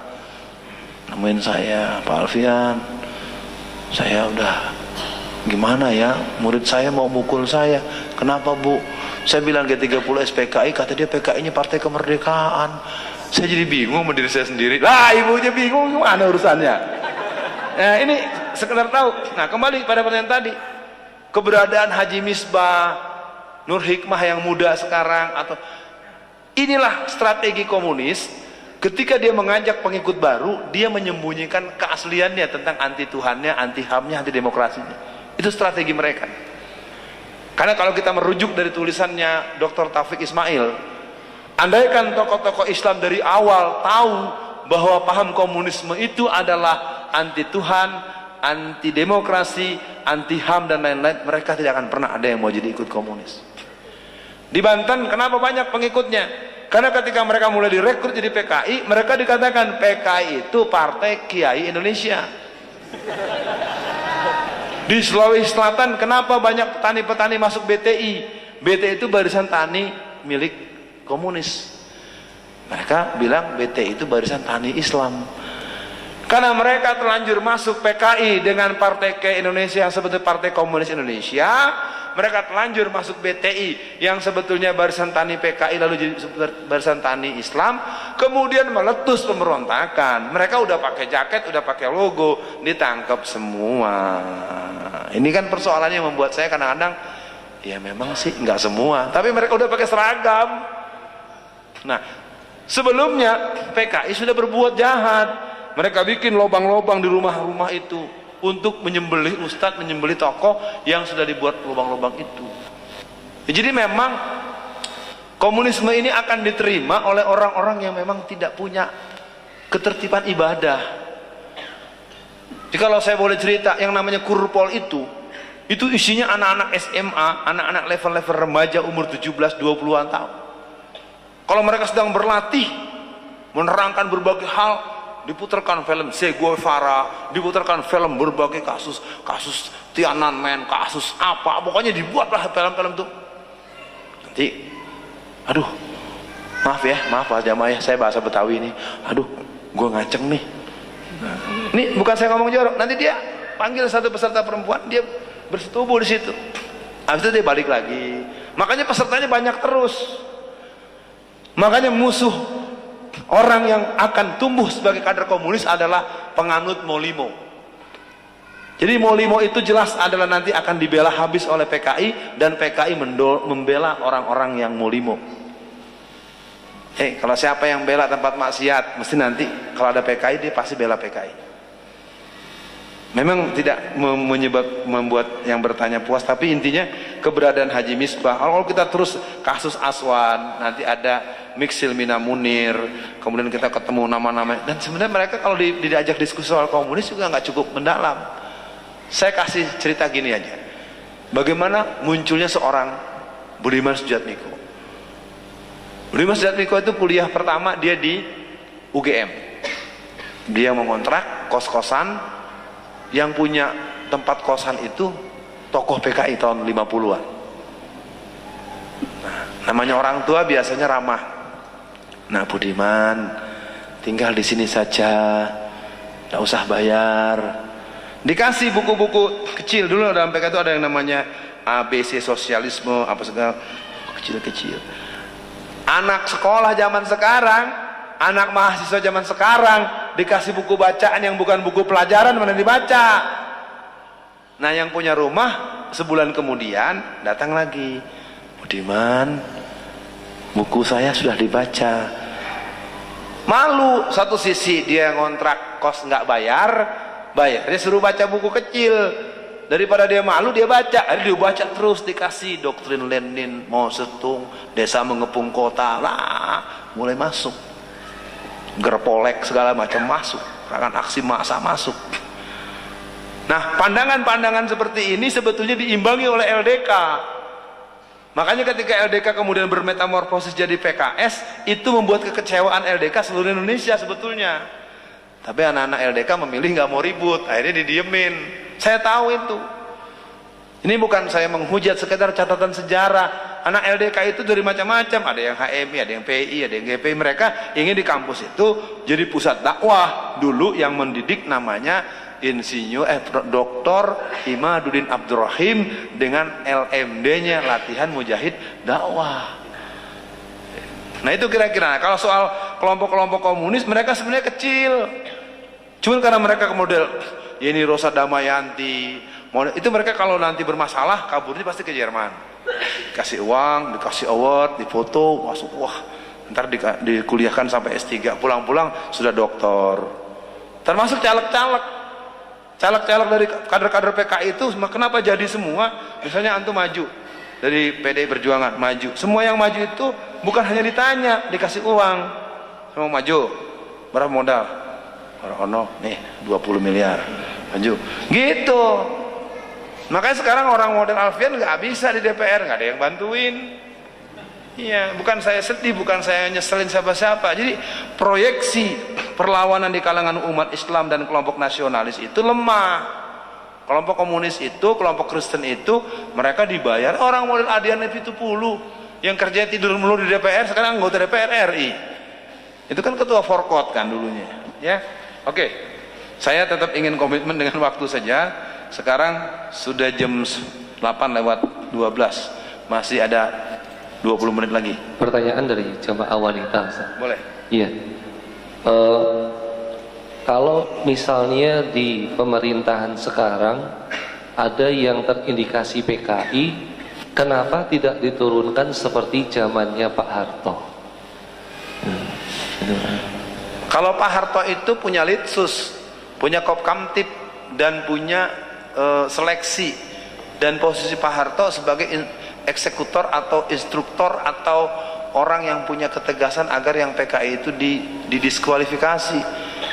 Nah, sekarang presidennya sendiri disinyalir dengan emaknya aja selisihnya cuma 10 tahun. Bukan kata gue ya, yang ngomong itu Jenderal Prianto dan Jenderal Anton Tabah. Lalu kan ditantang sama Bang Tri, kalau nggak setuju tes DNA.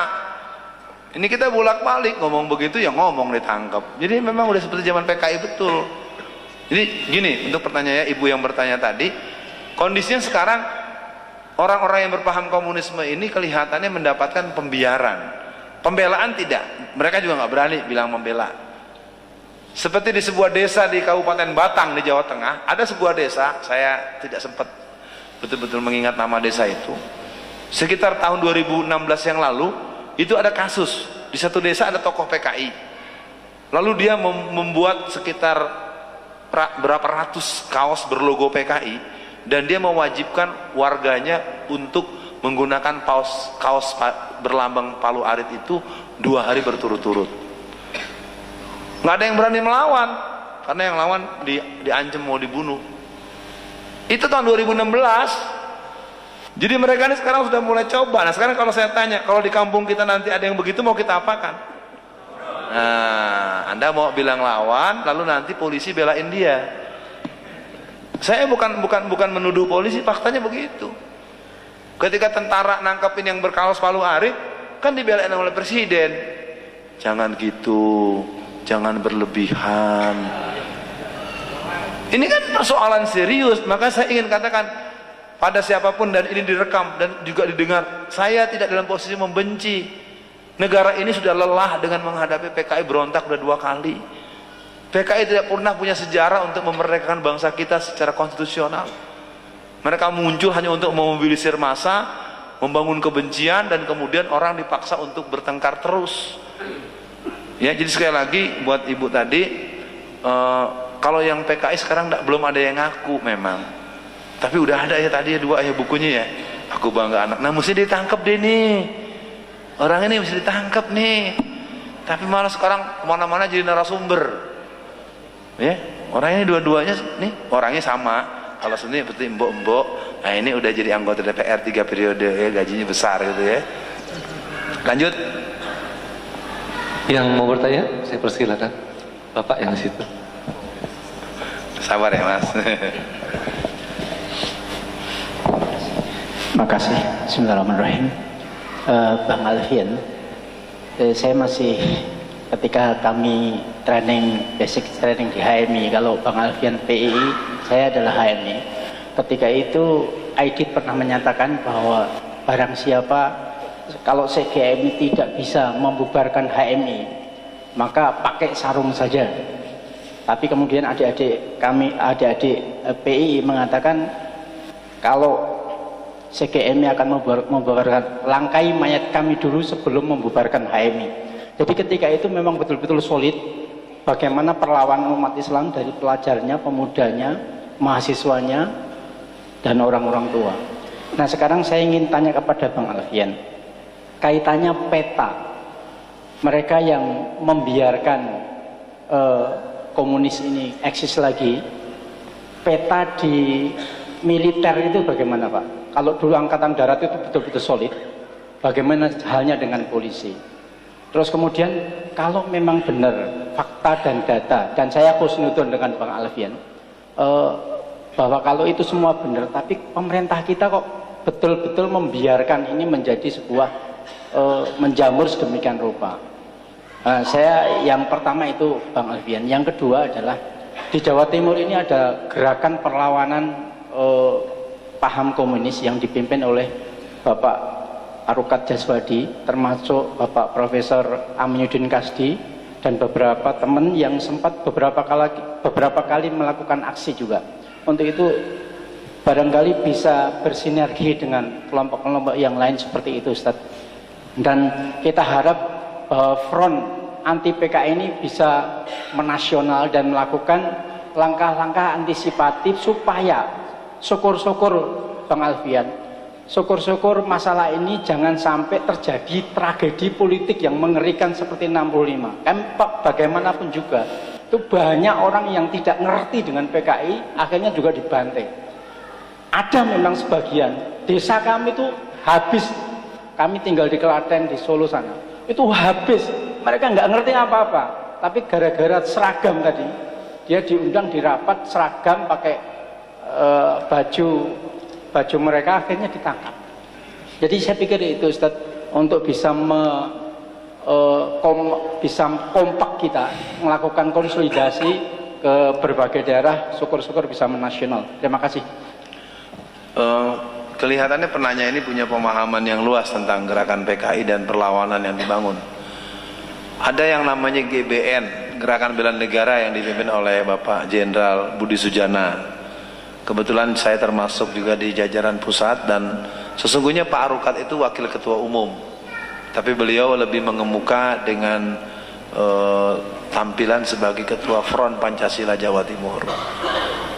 Pak Arukat dulu lebih banyak mengedepankan CICS sebagai sebuah LSM yang banyak melakukan perlawanan. Kalau dibilang peta, hari ini kekuatan tentara yang betul-betul solid melawan PKI cuma 2, Angkatan Darat dan Angkatan Laut, ya. Kalau Angkatan Udara dari dulu kita kenal dengan Heru dan kawan-kawannya. Makanya kenapa misalnya di Halim Perdana Kusuma sekarang itu kedatangan pasukan-pasukan merah, pasukan komunis Cina itu bisa datang dengan mudah tanpa ada penyeleksian yang ketat. Saya ingin katakan sebagai orang yang menekuni gerakan PKI, sebenarnya saya semakin was-was. Karena kader-kader PKI itu berkolaborasi dengan PKC, Partai Komunis Cina. Nah, di sisi lain kita punya persoalan di tingkat perlawanan. Makanya kenapa saya bawa tulisan ini sebagai bentuk inspirasi, karena kelembagaan-kelembagaan formal sering memilih acara yang sifatnya formal. Padahal kita butuh misalnya bagaimana di tanggal 30 September diputar kembali film G30 SPKI. Jangan berharaplah minta itu menjadi instruksi Menteri Menko Info, mimpi. Ya, kecuali kalau Menko Infonya saya instruksikan gitu, tapi langsung besok dipecat sayanya. Enggak, memang begitu. Karena proses di negara kita ini kan sudah menjadi negara demokrasi komunis. Terus terang saja, tanda kutip. Ciri dari negara komunis itu adalah badan intelijennya dipimpin oleh polisi. Ya, saya tidak mendramatisir, Anda boleh pelajari seluruh dunia. Jadi kalau sebuah intelijen sudah dipegang oleh kepolisian, berarti di situ ada kekuatan tanda kutip yang akan muncul dengan sangat kuat. Itu seluruh dunia. Ya, artinya saya yang telanjur dianggap menekuni dan menguasai seluk-beluk gerakan komunisme secara umum dan PKI sebagai kelembagaan yang pernah ada, ya terus terang aja cukup, waduh ini PKI bangkit. Pandangan-pandangan ini memang betul saya katakan perlu dilakukan penataan. Bahwa kita punya lembaga dengan berbagai banyak nama, suka ataupun tidak, perlawanan dengan cara-cara setengah hati, setengah waktu, separuh waktu, sulit untuk kita harapkan. Sementara kelompok mereka sekarang sudah jadi anggota DPR, DPRD, jadi bupati, jadi pejabat yang 24 jam mereka membahas bagaimana membangun partai mereka. Saya punya cerita sebetulnya cukup dramatis ya, sekitar tahun 80-an. Ketika diangkat orang yang namanya Sudarmono. Ayah saya meninggal di usia kurang lebih 84 tahun. Beliau wafat tahun 2011. Ketika Sudarmono diangkat jadi wakil presiden, ayah saya itu sempat langsung berdiri. Ini orang PKI kok jadi wakil presiden. Artinya apa? Kemampuan mereka untuk menjadi orang yang menahan diri, melakukan bentuk-bentuk apa KKM di kalangan komunis namanya KKM, kerja di kalangan musuh. Ya. Jadi saya pikir antum yang punya basic BEM, antum harus bisa melakukan bentuk lain. Bagaimana adik-adik di bawah ini, ya jangan lepas mentang-mentang sudah tamat. Kita harus tetap tengok, cari jalan untuk dikunci lagi. Kalau enggak turun mereka. Jadi kalau ditanyakan bagaimana menghadapinya, sekarang sudah kalis. Selama tahun 2004 sampai 2014 sudah 13 angkatan yang namanya PDI Perjuangan, Nasdem dan Golkar itu berangkat ke Cina untuk latihan di Partai Komunis Cina. Nah, sejak kepemimpinan Jokowi yang jelas-jelas dimotori oleh kader-kader PKI dengan projonya yang kemudian muncul dengan nama Partai Indonesia Kerja. Coba ikuti kalimat saya, ikuti. Partai Indonesia Kerja. PIK KIP. Clear kan? Emang clear, dan ini sudah dibangun dan ada sekarang, dan dia bikin partai namanya Partai Indonesia Kerja. Kerja, ayo kerja, itu tagline negara komunis. Udah, jadi kalau makanya itu kalau tadi saya bilang kalau ada debat di TV mereka nggak ada yang mau kalau narasumber saya, karena saya cocok terus. Nah, mereka waduh malah jadi terbuka, mendingan dia nggak mau. Maka di belakang dibilanglah saya ini antek tentara, dibilanglah saya ini orang bayaran, segala macam. Begitu gaya PKI. Makanya di sini kenapa dari tadi saya bilang jangan pulang. Kadang-kadang kita nih udah duduk, bantu ceramahnya kayak gitu. Nah itu gaya PKI itu. Ya. Di forum nggak mau bicara, disuruh nih nggak bicara, ntar sambil nyari sendal, sambil menghina penceramah. Itu penyakit, itu nggak boleh begitu. Kalau nggak paham tanya. Saya kan juga kan nggak buru-buru pulang. Kalaupun udah bubar nanti kesini tanya, ngomong. Ya, jadi sekali lagi memang terus terang para jamaah semua, mereka itu sebetulnya juga cukup bingung. Kok rencana mereka yang tertata lama? Saya ambil ilustrasi. Tahun 48 PKI berontak. Ya, tolong perhatikan. Di mana? Siapa yang memberantas mereka? Bukan Kodam Brawijaya, bukan Kodam Diponegoro, tapi justru Kodam Siliwangi. Coba Anda pikirkan baik-baik. Menarik kan, pemberontakan di Jawa Timur, tapi yang memberantasnya dari Jawa Barat. Kenapa tidak Jawa Tengah dan Jawa Timur, Brawijaya dan Kodam Diponegoro? Karena di sini 50-50. Jadi tentara juga dulu, angkatan darat juga banyak yang PKI. Memang ngomong begini dilematis, jangan-jangan dia ada di sini sekarang. Ya memang begitu, makanya kita para ulama, para santri, para orang-orang muslim tentu harus betul-betul memahami dengan baik. Itulah yang diarahkan oleh Jenderal Sudirman, oleh Ahana Sution. Makanya pemahaman SPUII, pemahaman sejarah perjuangan umat Islam, ya kalau di HMI itu kan ada NDI, ada NDP. Saya juga walaupun saya kader PI, saya sering ngisi LK, ya walaupun saya bilang saya ini bukan HMI, kenapa ngisi LK? Ya udah bang, sama aja bang, yang penting mantep anak-anak.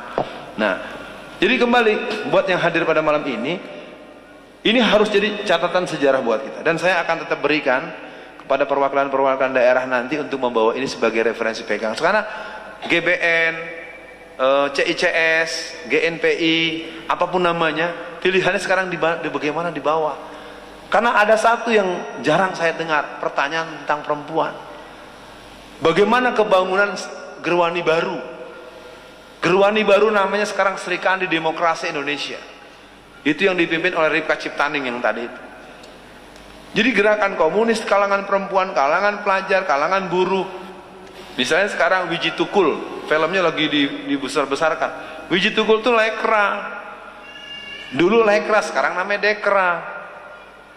Jadi mereka ini punya kebiasaan untuk membuat orang itu tidak boleh berpendapat kecuali pendapat itu menurut pendapat mereka. Contoh nih ya, saya buka, mudah-mudahan jamaah bisa menangkap. Hari ini kalau ada orang selingkuh, berhubungan tidak senonoh dengan istri orang, itu orang bilang itu terserah. Kalau ada orang hamil di luar nikah, ya itu hak asasi. Tapi kalau ada orang nikah lagi, itu aib. Kan begitu? Di masyarakat sekarang dibangun begitu. Kalau ada orang nikah lagi dengan sah, itu aib. Jadi pandangan-pandangan itu sama dengan jihad. Jihad sama dengan jahat. Ya, jadi sekali lagi memang berdasarkan pertanyaan barusan, saya tidak cukup sanggup memuaskan pertanyaan antum. Tapi intinya memang gerakan PKI ini kalau boleh dibilang juga cukup terkejut-kejut. Wah, ternyata orang-orang nggak diam saja ya. Orang-orang akan melawan kita. Nah, sekarang pesan dari saya, setelah pengajian malam ini, teman-teman carilah, saya usul ya, carilah tokoh-tokoh yang usianya 80-90an tahun yang masih hidup, yang masih bisa diajak diskusi. Karena 2 bulan lalu saya diajak ke Ngawi. Di Ngawi itu dikumpulkan sekitar 150 bapak-bapak dan ibu-ibu yang usianya 85 sampai 103. Kesulitan saya adalah bahasa, saya nggak ngerti saya.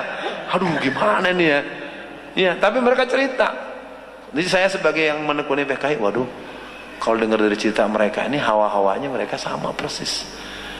Karena orang-orang PKI itu sekarang sudah mulai membunuh ustadz-ustadz yang dianggap menyoal mereka. Contoh ya, pada bulan April tahun 2011 ada seorang ustadz di Cianjur Selatan. Dia itu menyoal, ada satu masyarakat di daerah basis PKI dulu, karena di sana ada Ka'bahan. Jadi mereka bilang tidak perlu pergi umroh itu ke Mekah atau ke Madinah. Jadi mereka punya Ka'bah sendiri. Nah, Pak Yainya ini alumni Timur Tengah, gelarnya LC, dia serang terus. Mungkin gini, itu salah, ini nggak boleh, ini nggak sesuai dengan Islam. Nah, kemudian datang perwakilan dari kampung itu. Pak Ustadz, itu warganya mau insaf, nggak mau lagi sembahyang dengan atau ibadahnya nggak pakai Ka'bahan lagi. Pak Yainya karena merasa seorang guru, warga di sana yang tadinya keliru ingin insaf, ayo silakan bonceng, ya tak tumpah sini motorku gini, bonceng. Belum sampai lehernya dijerat tambang, dan dia dikubur hidup-hidup bersama motornya menjelang sampai ke desa itu. Jadi biar tahu saja, ini kelompok PKI ini sekarang udah mulai banyak nandain rumah-rumah kiai loh. Di beberapa daerah tuh rumah. Contohnya apa lagi? Pendataan ustadz. Itu udah bener, itu kan ditolak oleh Kiai Haji Salahuddin Wahid. Ya, sertifikasi khatib, itu tanda-tanda gaya, itu gaya-gaya komunis itu kalau mau tahu. Makanya kan Lukman Saifuddin sekarang menghentikan itu karena dia banyak yang nyerang, akhirnya nggak jadilah. Saya nggak mau nerusin, kata dia gitu. Ya. Jadi biar dipahami dulu bahwa PKI ini sekarang ya kita jadi pusing. Satu sisi kita berhadapan dengan Cina, sisi lain berhadapan dengan kristenisasi, sisi lain bermasalah di internal masyarakat kita yang miskin, yang bodoh, yang nggak ngerti agama, ya bulan puasa malah makan siang-siang, betul kan? Di masyarakat kita kan bulan Ramadan makan siang-siang banyak. Iya, saya pikir sebagai penutup, satu lagi, ya udah yang situ ya, ya silakan.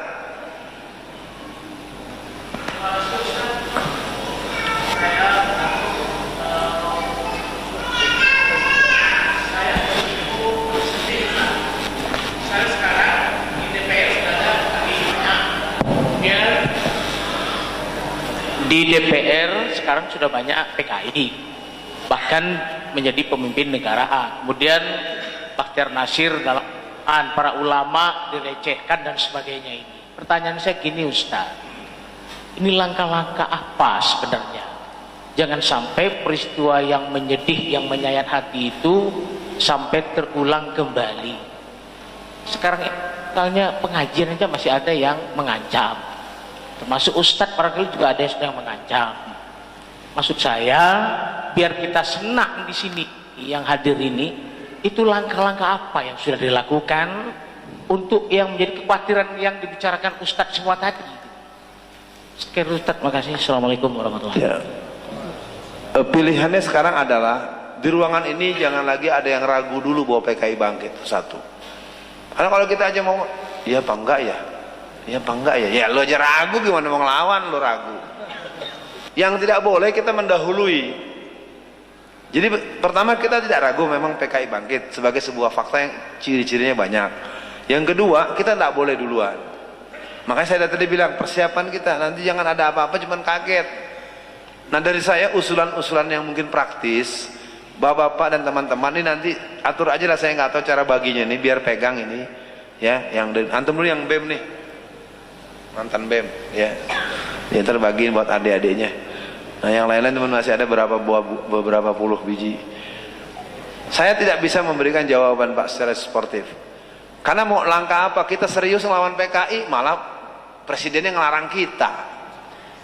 Ini kan kita nggak ngerti sesuatu yang melanggar hukum kita tegur, malah penguasa yang harusnya membangun kekuatan penegakan hukum malah melarang kita yang menegakkan hukum.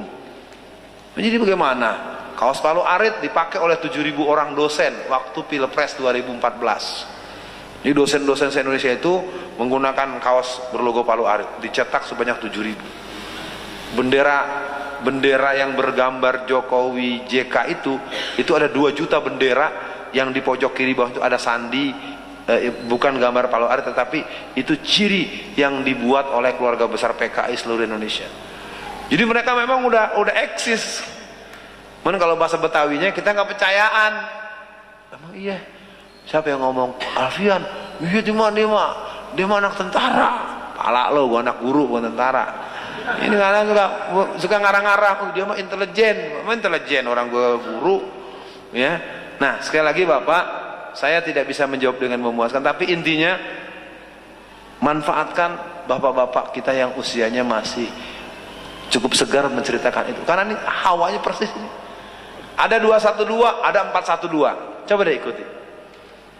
Ketika 412, kalau yang ikut dulu aksi kami pak, kami kawi kagi kasih bapak yang usia 70 tahun masih ingat. Lalu disambut lagi dengan aksi. Kemarin kita 212, besoknya ada lagi, maaf, kencing sembarangan. Iya kan, dia buka celananya gitu ya. Itu persis seperti pemuda rakyat itu. Yang perempuan juga sama, di balik itu dia kencing, kayak ember bocor, Astagfirullahaladzim. Nah, saya menangkap semangat Bapak ini membuat saya juga was-was ya. Karena gerakan PKI selalu melakukan sesuatu yang tidak diduga. Mereka coba, kalau kita lihat tanda-tandanya, Jenderal Kiflan Zain, Jenderal Aditya Warman Taha, Jenderal Budisnya, jenderal ditangkap oleh polisi yang pangkatnya rendah. Saya suka kiaskan Pak Lurah ditangkap sama Pak RT. Betulan ini serius. Ini udah nggak normal ini, ada sesuatu ini. Kalau sampai saja RT bisa nangkep Pak Lurah, ini berarti ini ada sesuatu nih, ada doping ini. ada doping apa yang disuntikan. Jadi Iwan Bopeng, terus lagu-lagu yang tadi. Nah, dari saya mungkin sebagai, kalau memang tempat besok subuh nggak jauh yang bisa hadir, saya akan jawab besok 5 langkah menghadapi PKI. Karena malam ini sudah cukup malam, untuk amannya supaya nanti kalau kita nggak jumpa, buku bisa dijadikan bahan bacaan buat teman-teman di sini yang ada kemampuan ya. Ini buku ini cukup jadi manual book untuk bagaimana peta mereka secara literatur. Saya mohon maaf Bapak dan Ibu sekalian, kalaulah tutur kata saya ada yang kurang berkenan, pilihan diksi saya kurang enak, dan tentu sampai selamat pulang ke rumah masing-masing. Assalamualaikum warahmatullahi wabarakatuh.